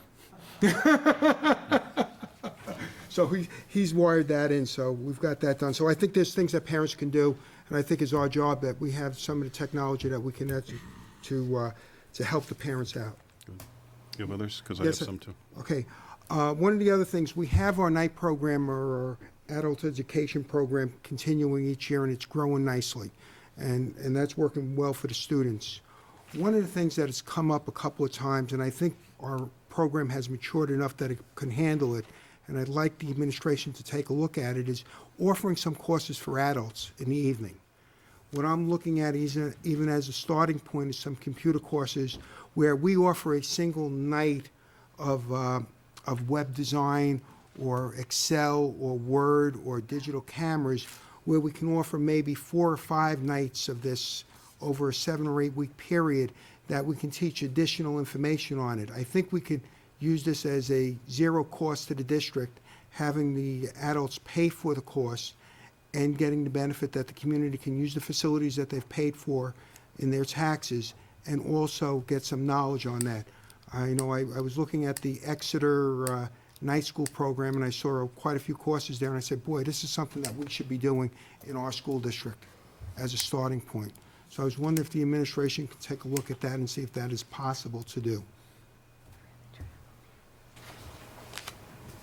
Okay, Okay? Great. I'd vote for conversational Spanish, but make sure it's not on Tuesday night.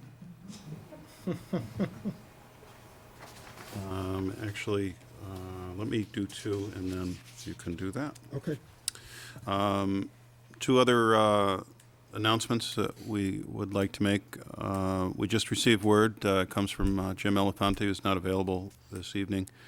But we have 2 National Merit finalists. Last year we had a single. This year we have 2. They are Heather Robinson, who's familiar to this board, who's come in and presented and did a great job on her fundraiser there, and Brendan McKinney. And we'd like to congratulate both of them for being finalists in that area. I think we started out the evening and with our with DJ and the great job that he's done, and it continues with these 2 individuals. The another announcement: the Lancer night with the Manchester Monarchs is Saturday, March 11th at 7:35. And this is an event that I've attended myself. I don't know if there's other board members that have had a chance to go to that, and if their heads bob up and down. But it was quite a lot of fun. I sat next to people that were from the other town, somewhere in Connecticut, and when our band came out onto the ice, they remarked that, oh my gosh, look at that team has its own band. Because the other team was a red, white, and blue uniform, so their assumption was our red, white, and blue Lancer band was their band. So it was a lot of fun to watch the students out there and march on the ice, in addition to the game and trying to get all the things that dropped from the balloon. We have any other announcements from the board? I think Ron has an announcement that just came to us earlier this evening. We met in non-public session prior to this meeting, and for the past 9 months, we had an acting director of pupil services, and the board has appointed Brian Bulkey as the director of pupil services. Congratulations and thank you very much.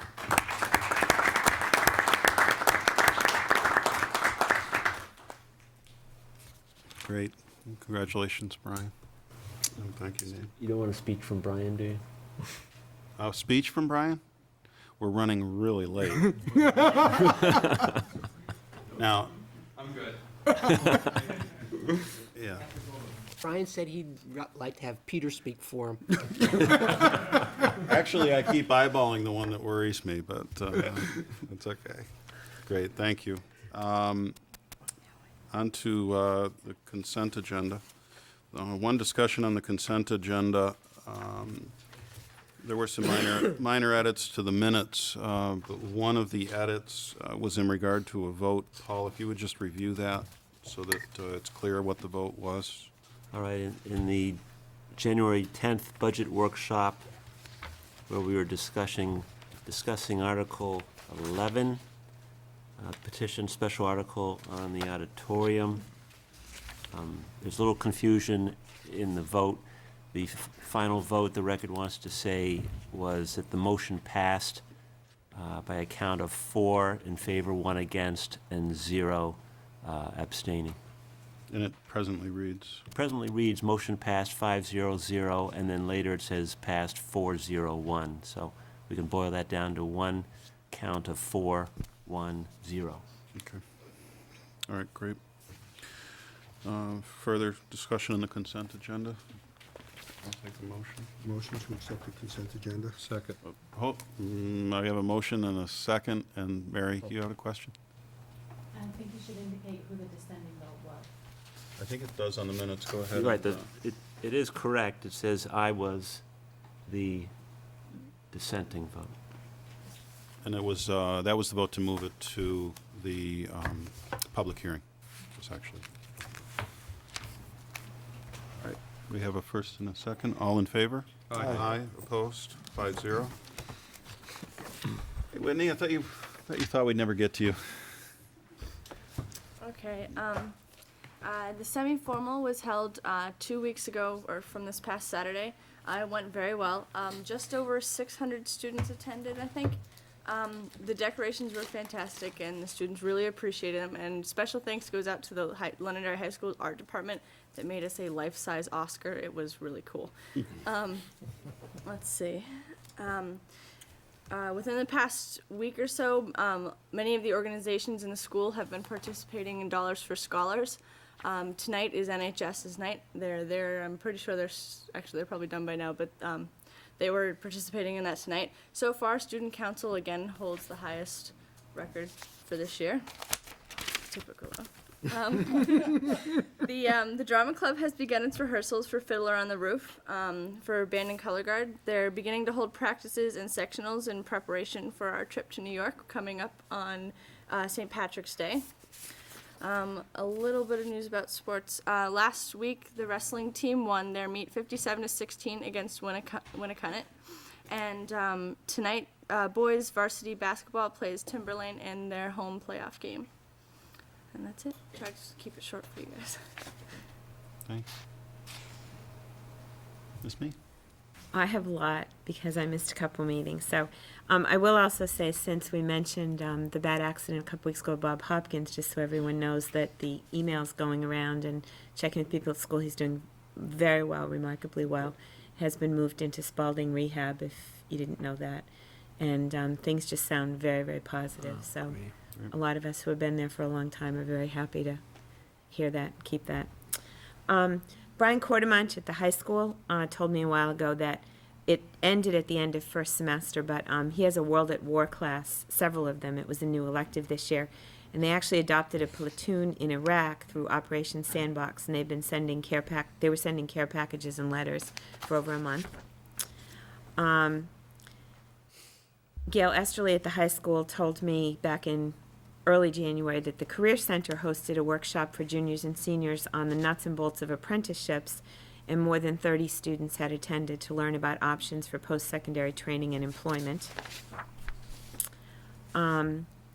Also back in January, Donna Harmon from the middle school emailed me to tell me about some fax classes that made, 7th grade fax classes that made several projects, 5 baby quilts and 6 knitted hats that were going to be donated.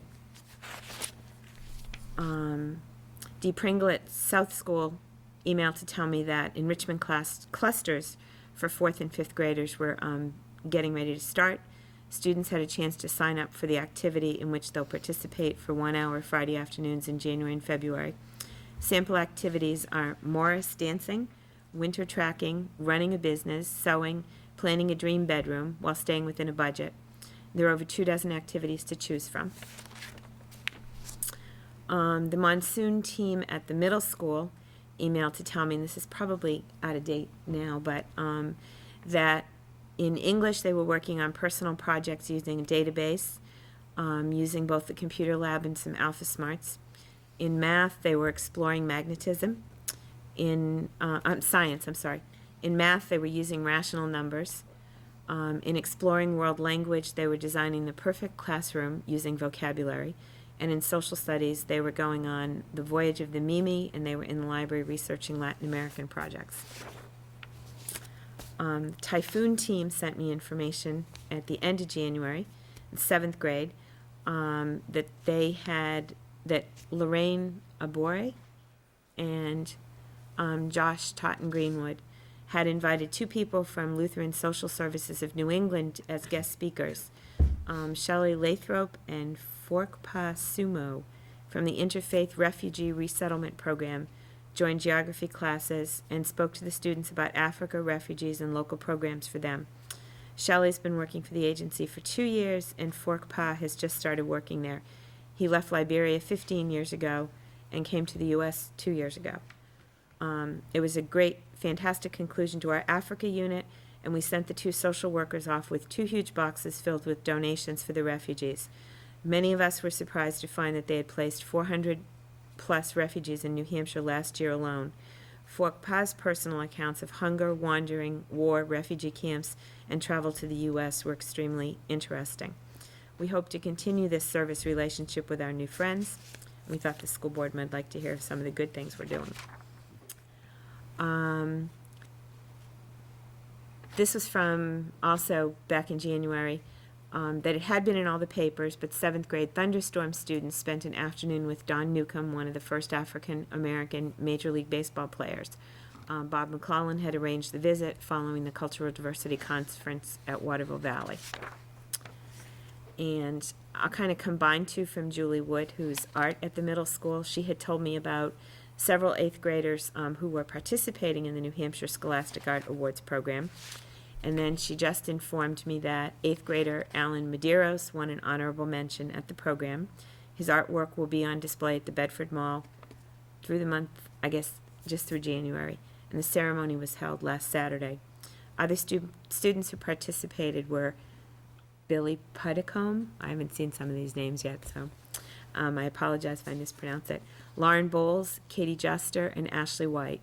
Although they didn't win, they had congratulations for being selected. And almost done. Festival for Youth at the high school is holding a bake sale in the CAF on February 14th, 15th, and 16th to raise money to buy books for a 1st grade class at Matthew Thornton. They'll be visiting the class in March and reading to them. And when they visit, they want to give each 1st grader a storybook of their own for keeping. Let's see. The ACT program at the high school is also in the process of making boxes for their Valentine candy. They make a box of candy for the parents every year. This year they're making chocolate bark, and it's the 7th year. Jan Armstrong sent me from LMS that yesterday they held their school-wide spelling bee with Mark Blunt and Susan Ballard as moderators and Paula Chesson and Karen Avery as judges. The contest was organized by special curriculum team members Bess Arnold and Jan Armstrong. 1st place winner was Emily Page, 2nd place winner was Lauren Bowles, and 3rd place winner was Kyla Jones. Emily will represent LMS at the regional competition in March. Moose Hill will show appreciation for their volunteers during the week of February 13th. They appreciate all the time and efforts of the volunteers and wish to thank them for all they do. Moose Hill will have its 100th day of school celebration on February 22nd, barring any snow days. This is always a special event at Moose Hill, and we hope to have a return appearance of Zero the Hero, the superhero that does amazing things with the number 0. Students are getting ready by collecting 100 items which they'll share with their classmates. Grace La Liberty at South School wrote that the program for success had another successful family night. Family members and educators got together for games, dinner, and strategies for parenting. And from Christina Ewan at the high school, if you didn't read it in the paper, both swim teams came in 3rd in the states, and she was very happy with that. That's it. I think Mrs. Mee needs her own weblog. George? Thank you, Steve. Actually, the only meeting that we had last week was the planning board, and the only thing out of that is I want to make you aware that tomorrow, February 8th, 7 p.m., is the public hearing for the growth management ordinance. And Steve, I'll be there, but I'll be there late. Got to do another presentation at South School I'll be there PTA at tomorrow 7. evening.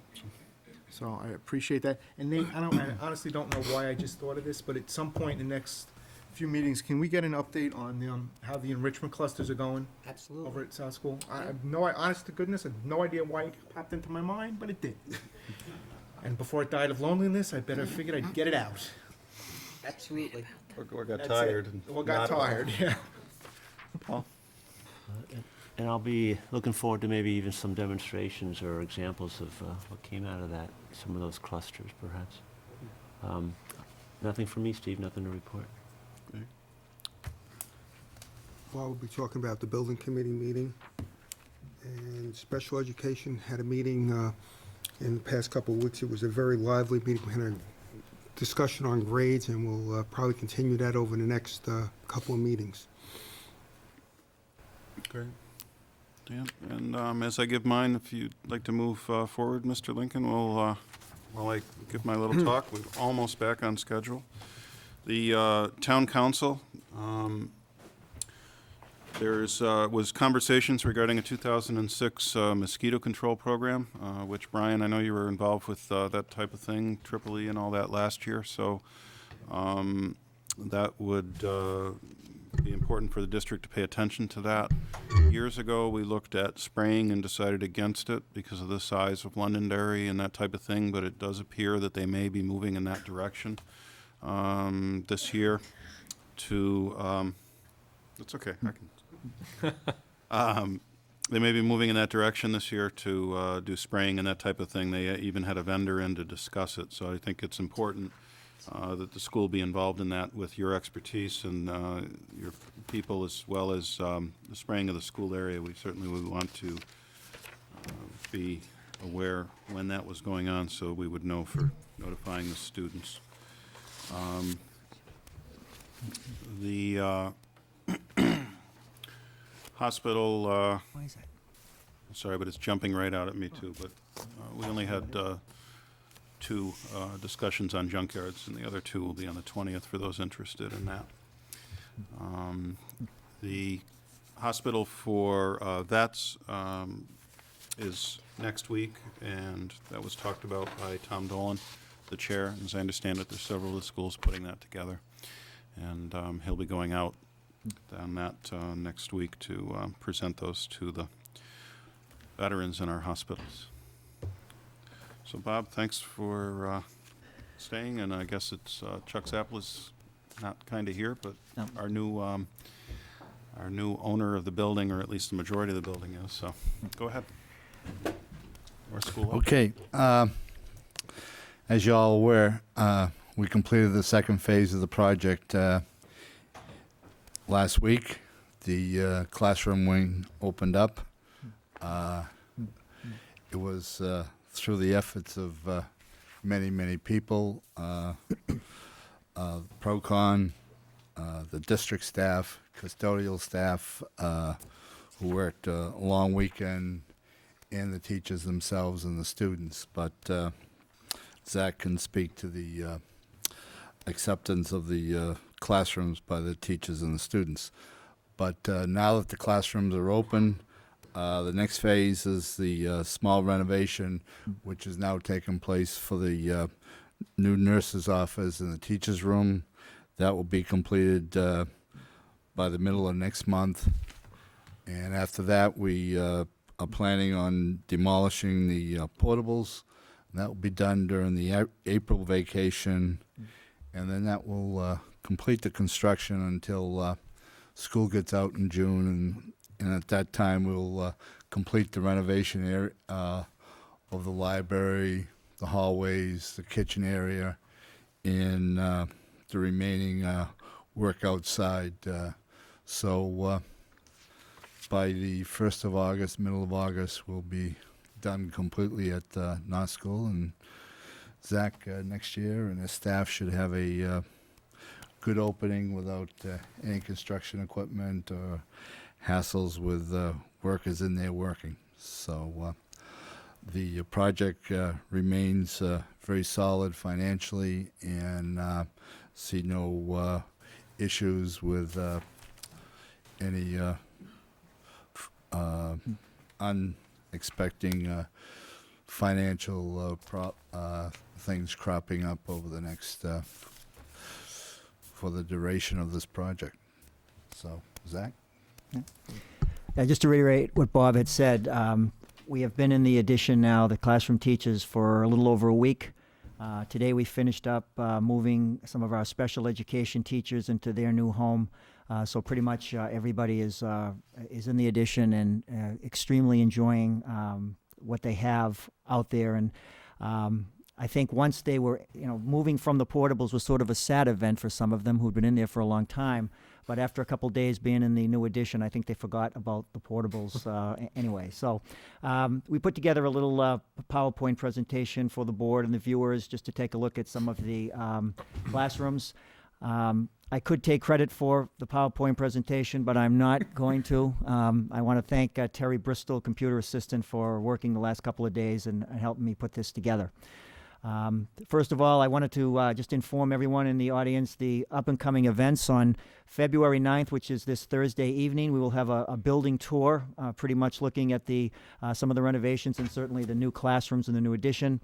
We'll have light refreshments in the cafeteria. And then at 7 o'clock, those that would like to stay, we have our monthly PTA meeting going on in the cafeteria. As Bob said, in March, we plan on having the nurse's office expansion done, the faculty room completed, and then over the summer months, we'll have the library renovation. One of the bathrooms will be redone into a guidance office, and also our special education office area will be next to the library. Our plan is to have a formal dedication ceremony when the building is absolutely complete, and that will be sometime in very early September 2006. This is the road going in. This is where most of the demolition work of the front area took place during the summer. And on the right-hand side is the fire access road, which you see that now goes around the entire building, and the portables are in the background on the left-hand side. This is one of the, in terms of coming back to school, to have this completed was a huge help to us, with over 50 parking spaces now in the upper lot area. If you drive by now, you won't see any cars on the roadway at North School and very few across the street. This is the handicap ramp that was recently completed. We do have a handicap ramp that is located outside the cafeteria, but this gives us great access coming into the building. This is our lobby area now. We really didn't have a lobby before, and now we do. And that's, if you remember, the special education office was located in the front, and that was demolished to extend the lobby area. In the background, you see our front secretary, and you can see the expansion of the office area. We will take over the back part of that as soon as the special education secretary and director move into their own office. So right now there are filing cabinets in the back, sort of separating the two areas.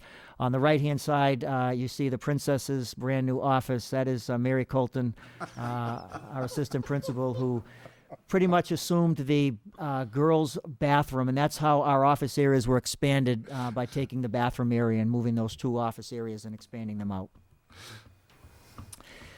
On the left-hand side up top, that's the entrance, one of the entrances into the new addition, and that area up to the top left that you see used to be our reading room for 4 adults, and it's now a hallway that was taken apart a couple of weeks ago. That was the last part going into the new addition, but that hallway obviously had to be cleared. It looks like it has always been there, and then on the bottom right-hand side, that's how that that area continues into the new addition.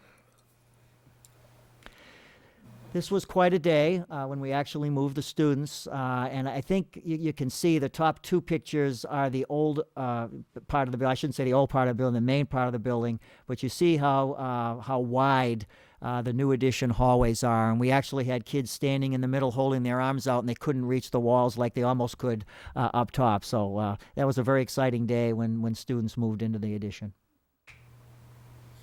This is one of the smaller rooms. Remember, we had 11 classrooms and 2 smaller areas. This is a special curriculum area, which is pretty much double the size that it was in the portables where it was located for the past several years. And this is the other small area. This is the reading area. This is where we moved from the hallway. So this is quite an improvement for the 4 teachers moving into this from that little hallway area. One of the rooms next to them is the reading instruction area. As you know, when we did our Space Needs Committee and looked at utilization of space, reading was one of those areas that we wanted to improve. Currently now, we are using this space, which is a classroom, for our reading area, and we've kind of set it up into workstations. Next year, this room will be the additional third grade classroom that we're adding to North School. So the reading program will take place in that smaller room that we just saw, and we will also use the front conference room that we have for some instructional reading space for next year. And this is one of the fourth grade classrooms. And this is the one room, if you see in the bottom picture, the door going out, that's the only door that leads to the courtyard area. And we'll show you a picture of that a little later. And this is a fifth grade classroom. And again, all the computers are hooked up and set up through the efforts of many, many people to get those things going as soon as possible, so there wouldn't be any interruption of instruction. And this is one of the fifth grade rooms that's a little different than the rest. You can see all the windows. This is sort of the window room. And you'll see that some of the bulletin boards had to be positioned in the corners of the classroom. Teacher loves the fact that it's a beautiful room in the back and gets a lot of light. On the left-hand side, you see the bathrooms look a little bit like the high school, quite large for us. The kids were pretty impressed with that area. In the bottom, we have a storage slash data room at the bottom where we keep a copy machine, and we'll probably use that for some storage. Maybe our PTA will use that room too for some of the equipment and things that they have. This is the back entrance, which is from the gymnasium lobby going into the new addition. Those two doors that you see on the bottom, one leads out into the courtyard, one leads out to the back behind the gym. This came out great. This is the retaining wall that we had talked about. And not only, obviously, it served a useful purpose in terms of the construction of the roadway, but it's also aesthetically very, very nice sitting back there. And the upper field now is clearly visible from the building. And this is a back picture of the new addition. On the left there, where all the dirt is, the portables are in the front. When we remove the portables in April and that ground gets cleared this summer, the plan is to construct a playground in that particular area right over here. So that's where the kids will play.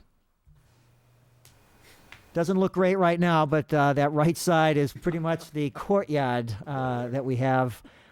It is a very, very large area. One of the plans this summer is to put a walkway from where you see the picture here around to the other doorways leading in. That way some of our handicapped children in wheelchairs can be able to enjoy that area and go out on that path out there. And then we have certainly some work to do in looking at that, and certainly our PTA, I'm sure Girl Scout groups and many different groups will look at putting in some nice touches in terms of gardens and what have you in that area. Make no mistake about it, we're not done yet, so I wanted to throw this in. This is the nurse's office and classroom next to the nurse's office, which will become the expanded nurse's office and the new faculty room. The nurse's office going where the ladder is and out probably to the first small window, and then the other two windows and on would be the new faculty room.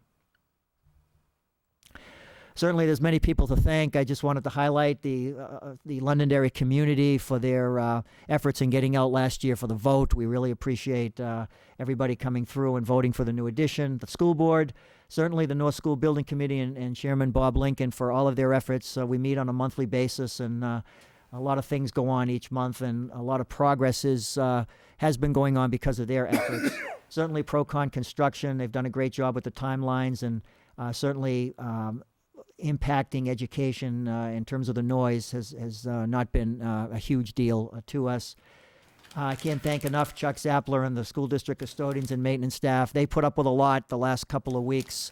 And in one room, they had to move a bulletin board 3 times, and they did it with a smile. So I'd like to certainly thank all of them. They're great guys, and the teachers just love them, and they did just fabulous.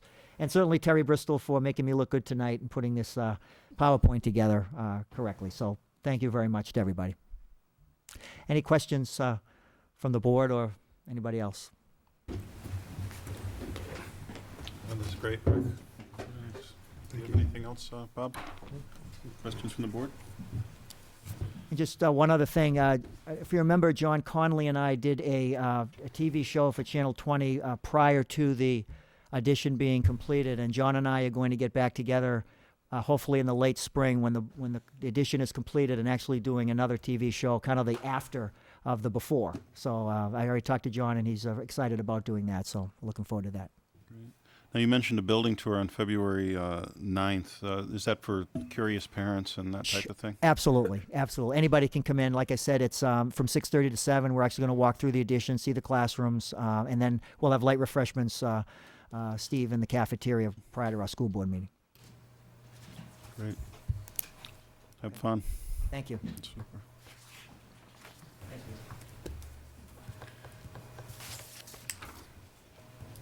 And at this time, Sue's moving forward, so I don't have to fill dead air on the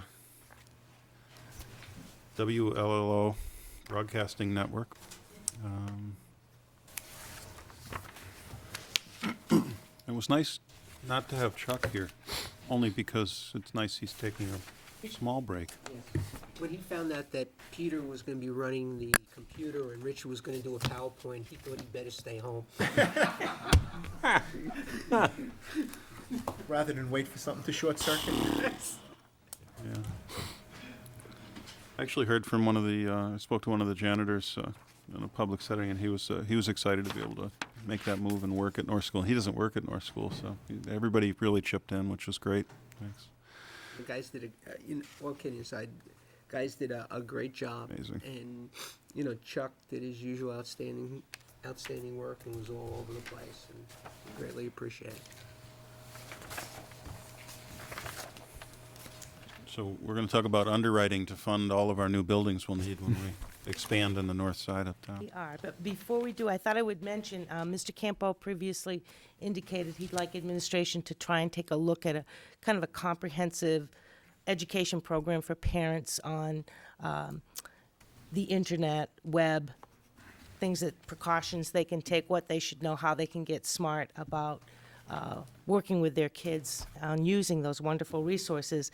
And Mr. Corey happened to mention to me, just so people would be aware, that on March 9th, Officer Childs from the Londonderry Police Department will be doing a presentation for the middle school PTA. So that's something that certainly middle school parents may want to attend, and obviously we'll also work to do some additional work, but I do know that Officer Childs does a wonderful job in terms of helping parents to understand this brave new world that we find ourselves in. So that's March 9th for the Londonderry Middle School PTA. I'm here this evening because wanted to bring forward some additional information about our attempts to have underwriting for LEO. LEO being the Londonderry Educational Outreach Vehicles that include Channel 21, WLLOLP, the Insider Press, and schools.londonderry.org. And we had previously come to the school board and indicated to you that we'd like to see if we might get a little more creative about how to bring in some funding for the support of LEO, and we thought underwriting was a way that we might be able to go, and brought some guidelines to you for your okay that were based on guidelines that are developed by the Corporation for Public Broadcasting and National Public Radio, and the board did endorse those guidelines. We said we would come back after we'd done some research about exactly what we might be looking at for underwriting rates, which are, as the board will note in the material that's been provided for them on pages 4 and 5, kind of gives people who might be interested in sponsoring LEO sorts of programming an indication of what we might be looking at for the underwriting costs. So I'm here this evening to see if the board will also endorse these underwriting rates. They're pretty reasonable. We're a nonprofit organization. What we are essentially hoping to do is simply provide some funds to come in to help us get equipment rather than having to always tap into general fund resources. That's pretty much. You have something else? Yeah, I got a question for Peter. Peter, Sorry. when we raise funds like this, can we use it for a specific purpose, or does it have to go into the general fund and be returned to the taxpayers? No. Okay. We had discussed setting this up as a special revenue Right. Fund. Okay. I should also point out, for those people who are tuning in this evening or will be looking at the recable cast of this board meeting, that we have also indicated to the board in our cover memo that we would like to work in partnership with the school PTA organizations, we will be asking them with the board's endorsement to purchase some DVD duplication equipment. So we get so many requests now from parents asking us if they can get a copy of a program that has run on Channel 21 in particular. School concerts, spelling bees, all kinds of things in which the kids appear, and parents are interested in creating their own DVD archives at home or sharing those moments with grandparents or aunts and uncles in other parts of the country. And we're happy to do that. However, it is beginning to take its toll in terms of staff time and the material costs for doing that. So we thought if we worked with our PTAs and were able to get DVD duplication, that we could do that en masse, charge a very reasonable cost for doing it, that would cover the cost of the materials, the staff, and also bring a small dollar stream into Leo and to the PTAs. So we'd like to pursue that and see if that might be possible to do that. In general, the PTA would be the manager of the funding on that kind of situation, if they agree. And have you, I know we discussed this in Communications We did. Committee. We also discussed this with the Communications Have you Committee. set this, the pricing yet? We have gotten a general sense for the pricing. I think it was 2 DVDs for, I'm trying to remember this, for $15. All right. Or 1 for 10. So if you bought 2, you'd be, which is fairly reasonable if you look at and that includes, the jewel case, the DVD, a nice kind of complete package. The direction of my question is because the advice is they were looking at cost of being less than $1, but there's more than just cost of the disc involved. So that sounds reasonable to me. Other, I think Paul has a question, sorry. So I've got a few questions. Sure. And I think this is very well done. I do have a concern or two I just want to explore with Sure. you. Can you describe a little more how the funds from this, the proceeds from this will be used? They would be used to support the cost of providing these vehicles for the community. For example, presently, the Insider Press, even though we have tried to bring those costs in by publishing now as a part of the Londonderry Times so we don't have mailing costs, if we were to get sponsorship for the Insider Press, that would be less of a burden on the taxpayer in terms of what we are presently using from the general fund. Or if we were to get sponsorship for a program on a Leo, we could use funds to help us get equipment that we often need to use for Leo. Presently, we can use, for example, we can use equipment from the Londonderry Access Center, but we have limitations in that regard. So if we could get additional cameras that we could locate at the schools, that people could have at a moment's notice to go out and videotape something that we might not be able to get to, it would help us with programming and kinds of things. So, Okay. Would this be limited just to service, things like, as you described, publication costs and equipment, as opposed to, say, stipends for personnel, or is that in the game if we too? were to look at that kind of thing, we'd be back to the board to say we'd like to provide a stipend for also someone who might be providing service to us, and so that would be in the mix as well, but we'd have to come back to the board Okay, so before it we would did be anything all like that. within the world of Leo. That's correct. Okay. Now, you mentioned the Londonderry Times. Does this envision no longer publishing the insider press through a newspaper like the Londonderry Times? I ask that question because it seems like we would be running advertising, if you will, in the insider press, which itself would be pages of the Londonderry Times. We would not be running advertising. Well, what I say is, what I mean by that, of course, is identifying our underwriters. Right. We would have to explore how this would work with the people at the Londonderry Times. I gave a scenario, but we haven't even, again, talked to the folks there about this. But I'm sure that, they'll advise us if we can work that out. Conflicts? Yeah. Okay. Who else does this? If you take the websites as an example, are you aware, does this Department of Ed do this, or the feds do this, or any other local towners? Municipalities or... Examples? Are we out at the beginning of this thing, or?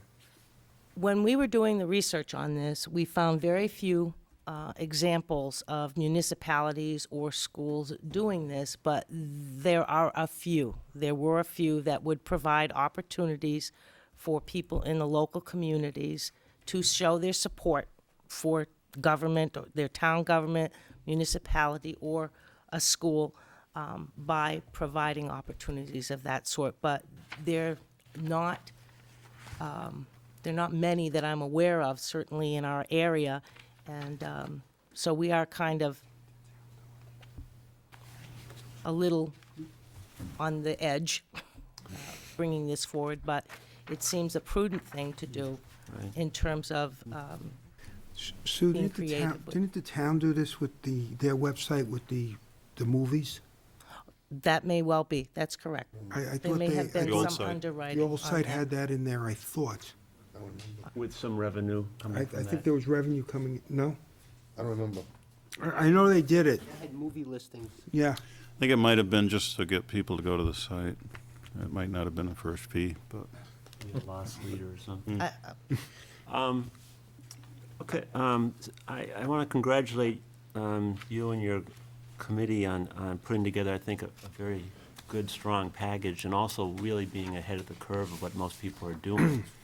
That being said, I do have a reservation, and the reservation is just the notion of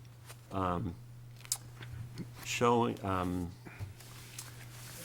I use the word advertising. That may not be the best way of describing it, but examples of underwriting, recognizing our sponsors, if you will, on all of the media outlets, all four that Leo comprises.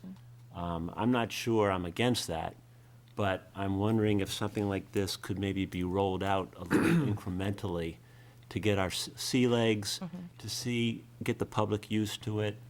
In particular, it's not my decision, but as an example, starting perhaps with the airwaves, with the WLLO? radio and Channel 21, and see how that goes, and maybe holding back a little bit for the hard copies or the media website. It's a little bit of a tilt in how we do business. And, my feeling is I'd like to kind of explore it personally a little more slowly to make sure everybody's comfortable with it. There can be a little bit of a nuisance factor to people, right? The distraction of seeing things that don't help you get the information you need out of your own home district website, or some people might feel there's a little bit of a credibility loss when you start adding those things. So I guess I'm just suggesting that we go a little bit slowly in rolling this out so we can assess how it's going and make sure we're ready for the next step. We certainly are happy to entertain that and to maybe start, as you suggest, with, again, since this is traditionally something that is more visible in public radio and public television. Those were the two outlets that we first started looking at this for. And then we began to consider the other two in a complete package, but we certainly would start with that, and I think everybody would be amenable or amenable, however that word is pronounced, to that kind of a slow rollout, gradual rollout. Thank you. Other questions from the board? The only question that I made a note on it, you talk about sponsoring londonderry.org. Will those be click-through sites? In other words, will those advertisements provide the, will those public service announcements provide the ability to click to the site that's issuing the public service announcement? I believe that we have not really undertaken how we want that to work yet. So we haven't conceptualized that. And again, because this is all new, we would come back and let you know how that's going to look. You have a value on it of $50 per quarter, per quarter of year. If it's a click-through service, I personally would recommend a higher fee. If it's just a public service announcements, then maybe that's fine. I believe that you'll probably be phasing this in as demand dictates anyways. That's correct. I'm not certain that you have people waiting in line to do this, although there have been some community interest in There has been. in providing it. Okay.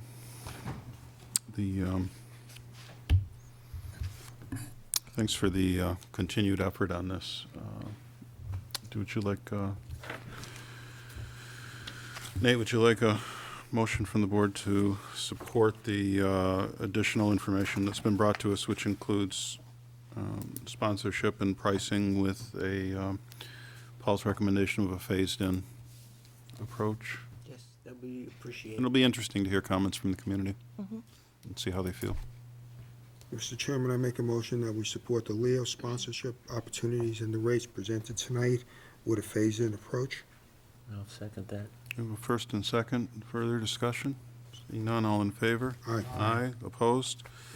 4, 0. Thank you.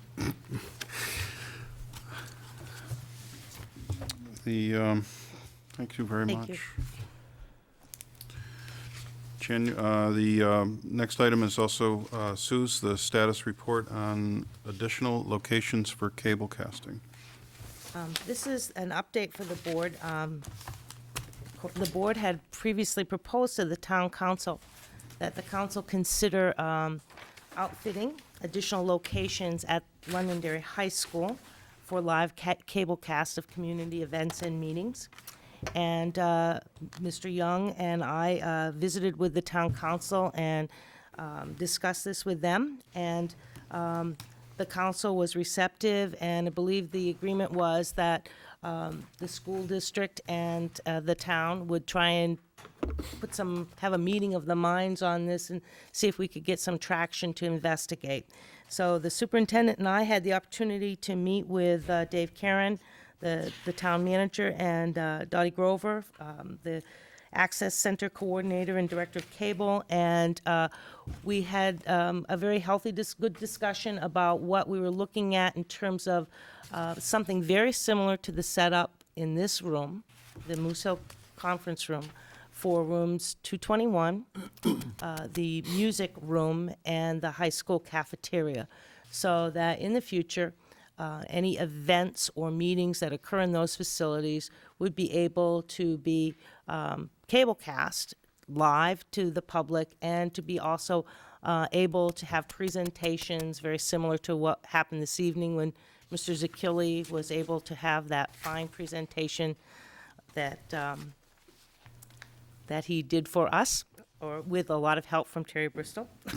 And so Mrs. Grover asked that we shared with the town manager and cable director some preliminary estimates that we had received when we had an engineering company come and do a walkthrough of our facilities. And Dottie suggested that she would like to send the proposal out to the engineer that designed this particular setup. I believe that, I know that that proposal has been received now by the town manager, and he shared it with us, and we have included it in this update for the board. Mr. Karen indicated to us that the project is currently being bid out, and we did make a note of the fact that the proposal that the engineer, Dutra Systems, that Mrs. Grover had asked to look at this, did not include a data projection system similar to one that's in this room. And we've asked that that be considered, and Mr. Karen has indicated that that certainly is going to be considered. So that's kind of the update of where we are. The board had asked, and I think the council agreed that they'd like an update in the January timeframe, so we're slightly over, but that's an update as to progress to this point. And so if there's additional effort that the board would like us to make in this regard, we'd be happy to have your input. And just as a reminder, the funding from this was proposed, the request would be to the Cable Reserve Fund. Right, that's correct. Now, the proposal that they brought forward, they included the school board meeting room That's correct also. on there, and their total, without the projection systems, was approximately $81,500. When we back out their estimate for the boardroom next door, which was where the seed began with all of this, but not what we were interested in. The three rooms you discussed, cafeteria, room 221, and the band music room, I come up with approximately $51,500.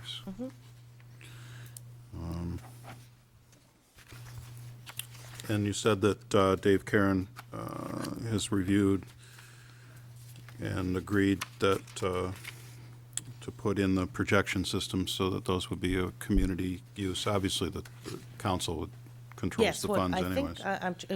Dave indicated in an email, because we indicated that we didn't see the data projection systems, and he said that they certainly could come under consideration for the funding source, and that either they could ask that the final proposal include that, or the district could choose to investigate and select on our own a system and have our IT people install it. But I think I would probably recommend whoever does the system do everything so that it is fully integrated and there can't be any responsibility confusion. Yes. The initial presentation was made on November 7th of last year, and the reason for the goal of January, we were trying to move this in a direction where we were looking at installation before town meeting. I certainly don't think that we would be looking at something like that. We will not be able to make But the next step, we indicated earlier this evening about a joint meeting where we would discuss TIFs. I think that this would be an excellent subject to have a conversation at a joint meeting. So I had taken the action item on that earlier this evening when I speak with Tom Dolan to set up a joint meeting as quickly as both of our agendas allow that. We should add this to it. And any other questions from the board on this?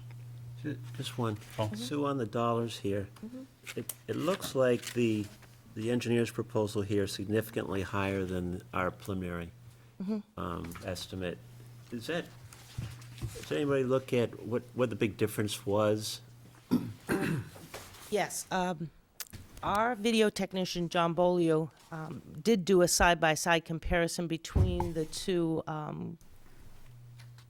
proposals. They pretty much do look at the same equipment, the same models, the same makes, and there are some significant differences in proposal A and B as to the cost that the engineer of submitting the proposal is pricing them out at, and there is a difference too in the labor, and the estimate of the labor that would be involved in rolling this out. So I guess we'll have a better idea after they put this out to bid, what we really have in Yeah, front of I us. think it may be out to bid from the impression I had from the email from, he said it is out yeah, to bid, but we need I to, thought so. We can double check with Dave tomorrow. As far as the next step, I mentioned a joint meeting to have a discussion, but I think the consensus of the board would be the next step is to start making this happen. So I don't want to be perceived as being wishy-washy about it. There's 5 people up here that want to. With the data projection Yes. piece, Yes. everybody agreed with that? Yeah, and, I'm there. and our indication, just to make sure, clarify, we're not gonna do anything with the boardroom. Right. The focus is the high school. As a matter of fact, if there are concerns with the dollar figures after those competitive bids come in, we could look at a phasing approach at the 3 rooms that we're looking at also. But that's, I think that the community has appreciated this room and the broadcasts that are capable in this room. The problem is this room does not hold 200, 300 people, right. or 500 that will be at the deliberative session on Friday. And there are many events already scheduled into those rooms at the high school that certainly people would be interested in. I'm thinking our adult ed graduation, we might be able to share that more with the community, even though that was taped and will be cable cast. And as I understand it, we have an invitation out to the governor for our next one. So, Yes. good. So That things would like be that good to have that in that are time happening period. all the time. So those rooms do get a lot of usage, and we're hoping, for example, that when we do some of the programs that we want to do on internet, being savvy, Yeah. we could do from those facilities. Definitely. Excellent. Thank you, Sue. Okay, great. Thank January enrollment report. Yes, you have included in your packet, the January enrollment report. We're looking at a grand total, including our out-of-district students and, special and home study students, 5573 compared to 5625 from last year. Our pre-K through 12 enrollment, is 5548, which is down 4 from last month. I'm happy to answer any questions the board may have. Yes? Nate, do you happen to recall how that adult ed count compares with last year? Roughly, any idea? I can probably find that. I don't It- remember We're probably we're higher undoubtedly than we were last year. Or, I would say we're about the same. If I look at the combined numbers, the number of night students and number of day students, I think we're about the pretty same. level. Other questions? I know it's anecdotal evidence, but as I drove home to lunch today, I ended up behind one of the kindergarten buses, and I found of interest as we stopped at the homes to drop off the munchkins, as you refer to them affectionately. Many of the homes, the mom or dad was coming out with another little youth in tow. So I would expect that we could see, since we don't know how to capture them, we could see growth in the kindergarten area and the elementary areas after all. Thanks. And deliberation on the proposed charge for an auditorium committee.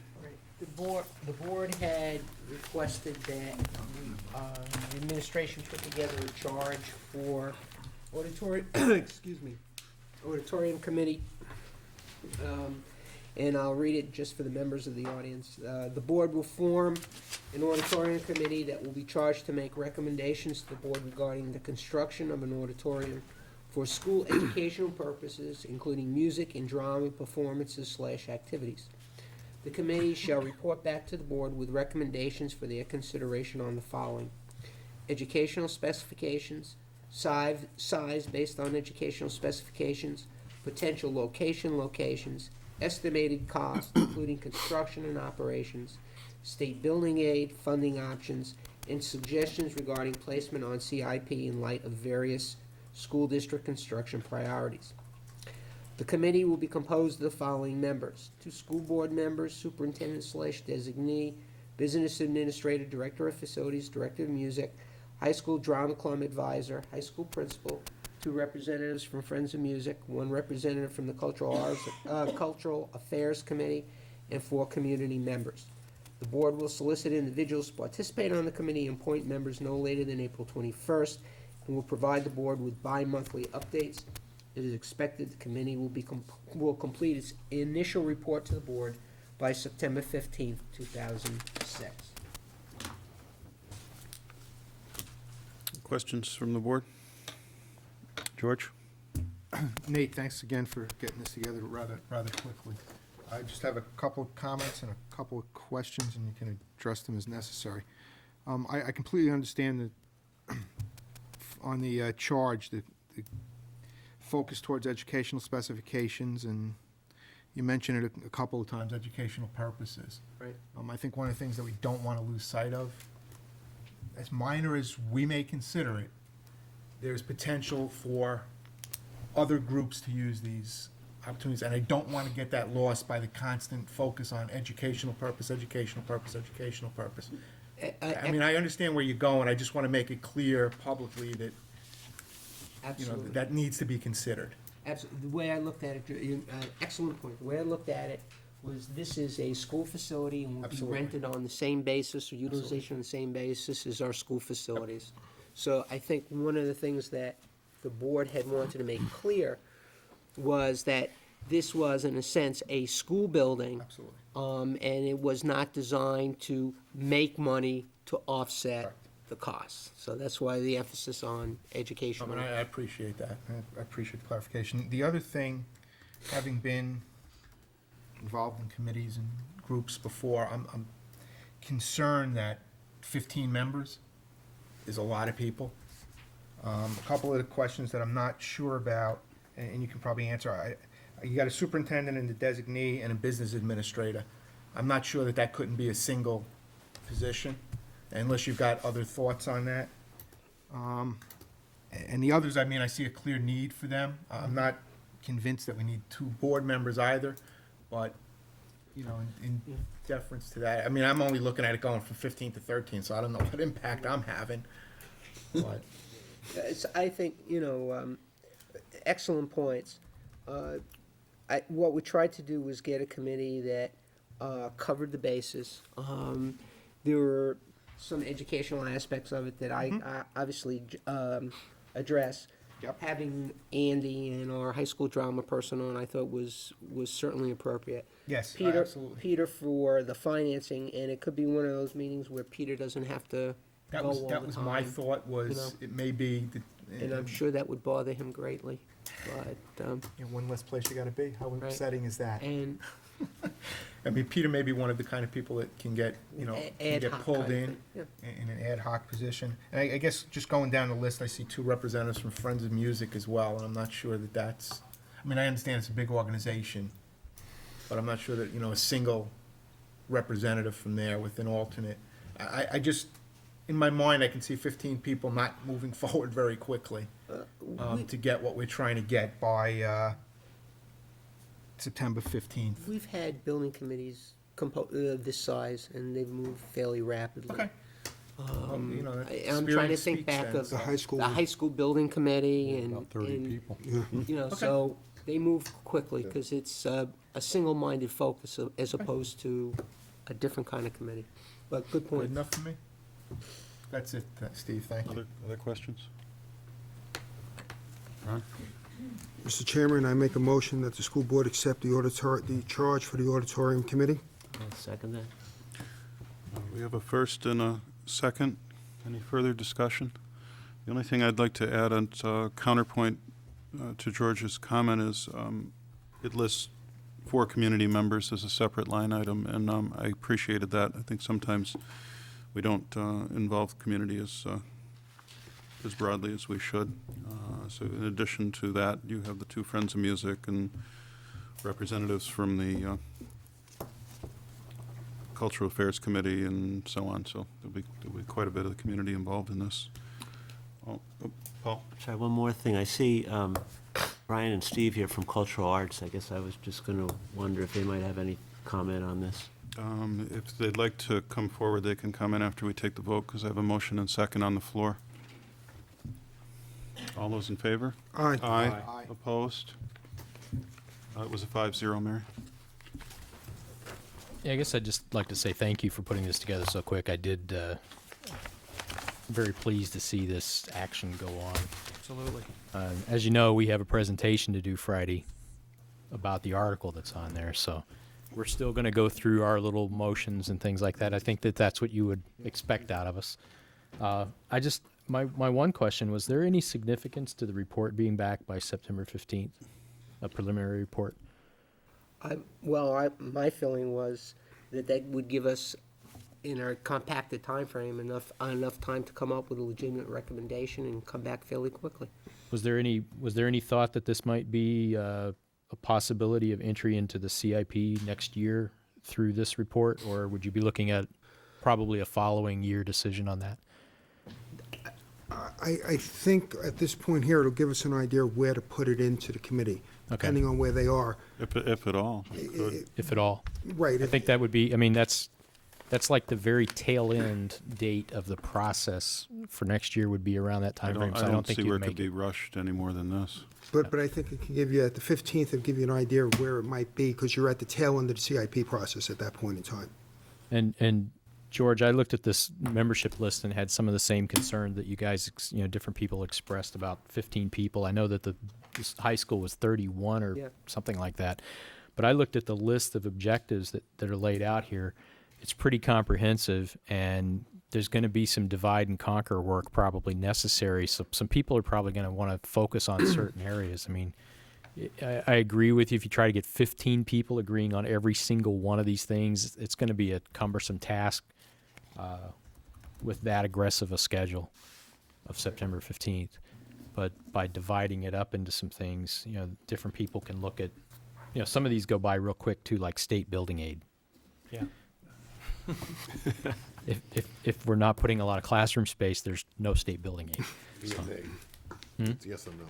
Yeah, so is there something or is there not? So I think having the short time, or relatively short time frame keeps us moving forward and, gives it a reasonable target at the same time, so I'm happy to see. And again, the it's a dates moving date as the committee comes in, and maybe not September, maybe October, depending on where and they that are. says initial report too, Right. so that's So it'll give us an idea, it'll give us a target to shoot for, so we can get the initial report, and it may be another 3 months before we get the stuff, and they say, hey, we've got a couple of sites we're looking at, we've got the educational specification all done, and, operational costs and construction costs, we've got that moving along.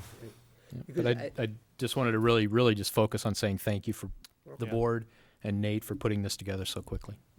And I have one question. I'm going out to the PTAs in town of all the schools to talk to them about the warrant article that we have. Now, that this has been, you just voted to approve it, right? Yes. So you voted not to approve to support the warrant article, but the warrant article was asking exactly for this. And so, to be honest, I'm just confused on how I'm going to answer the questions. Why doesn't the school board support it? When I can say, hey, we've already got it. Right. It's something that I wouldn't mind addressing directly with the PTAs, although going to all of the different ones, I'm already at the liaison on one. As simply as possible, the reason I voted not to support, and there were 4 other members, is I felt that the process of bringing the auditorium and placing it onto the CIP plan that Ron had worked on for a year, and going directly to the planning board at the last moment was corrupt. I believe that filing a citizen's petition with the school board and requiring us to give an opinion on it in a matter of days was inappropriate. And my decision was with great pain, because I believe that my decision not to support it would pollute the process. That's my concern too, is that this is going to be. But I believed personally that I had no choice but to make that decision because of the rushed nature of all of those issues. I don't think, do the community much service by spending a year of planning and then rushing at the last second to throw on another project. And that occurred twice. But the warrant article is just asking for planning. I'll be happy to discuss this again on Friday Yeah, I just night, wanna where make sure I hopefully, understand. excuse me, Yeah. where hopefully we'll have 500 people that will be happy to listen, and you Yeah, can present just wanna your, try to be able and to you can explain it. present your citizens petition at that time. Okay, great. Thank you. George, and then Paul. Thank you, Steve. Steve, I had the same question, which is why I'm the one vote to support that article. I could not rationalize in my mind how we could direct Nate to, put together a charge, which has done an outstanding job on getting to us, and then not support the article that was asking us to do just that. Right. I wrestled with that, and I certainly appreciate, where Steve and my colleagues on the board come from. To me, I just had to look at it, step back and say, I just asked this, to get this done, how can I not support a citizen wanting to do that? Yeah. That's just my take on it, and, as you know, the way that the vote went, I'm the one that's out I there. appreciate the explanation. Paul? Yeah, Steve, that's a good question. Speaking for myself, for me, it's important to distinguish between whether we're supporting the concept of the auditorium and setting in motion a way to get that off the ground versus supporting a survey that was very brief and very general or vague in its wording, and wondering what will that tell us, regardless of the percentage of votes for or against. So speaking for myself, I felt, well, we went right to the heart of this through, I don't know if it was Ron who first suggested it, but let's take the bull by the horns and get things going, which probably was your intent in the first place. Exactly. So hopefully we're meeting that. Absolutely, you are. That Yeah. desire. And it's just the survey I and maybe some others felt a little uncomfortable with. Well, what is that going to tell us? And might there be some wrong signals sent, what have you? So I think that played into part of it. Okay. All right, thank you. Again, thank you very much. We really appreciate your moving forward with this. Want to wrap this up, Ron? Yes, Mr. Chairman, I make a motion that we Have to address, I'm sorry. to recess our The non-public. non-public Somebody else session. wanna make the motion? Yes, recess Someone else like to non-public. make the motion? I think I make a motion to go home. Yes. Actually, Recess since we were in non-public. non-public, we recessed non-public, so we have to. I'm sorry, Reed Page Clark would like to. Are you doing it in non-public? No, we are not. If you would like. Because you're 14 minutes late. But May I speak? you may speak late. until 10:01. No, please come forward. I can do it. Thank you, before Reed. 10:01. And you know what, the First of all, I apologize for not being here at the beginning and listening to what you might have said about the 500 people to attend on Friday's meeting. But the last few years, the chairman of both boards have said very kindly, very strongly rather, that come bring 500 people to the thing if you have any problems. Then they said, Reed has something to say, and graciously they let me speak, and I said roughly the same thing. But my point of view was 500 people for a different reason. Community members, parents, other people who are businessmen come and join in what New Hampshire started, or is a meeting of people to run the town. And my hope that the 500 people would come in interest of the town, for the interest of the town, and to gain knowledge about the town. My, the problem that may exist making an auditorium or making, raising the budget by $1 million, getting 500 people for that reason, I don't really see as the reason for having a deliberative session. A deliberative session is a session for all people of all ranges in the town to join in the running of their own community. So I wanted to make sure, I wrote a half-hour speech on that some time ago, and happily I was sick for a couple of, for a month, so I'd brought it down quite a bit. But bring 500 of your closest friends, I think someone said that yesterday, but bring it with the intent of learning about your town, how it is run, and enjoy it.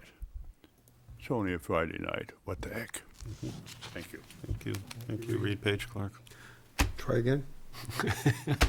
Mr. Chairman, make a motion, we adjourn our non-public session. Second. First and Ron, second by George. All in favor? Aye. Mr. Chairman, I make a motion, we adjourn. Second. Same, first by Ron, second by George. Aye. All in favor? Aye. Thank By you the way, very much, Nate, everyone, for nice coming. job with the Please remember, projection. when you're in the room, you're on the microphones and it's being broadcast. Peter, thank you very much. Hi. Greatly appreciate that. Yes. The use of the technology that's available. Oh, that. No, I Yeah, spoke yeah. to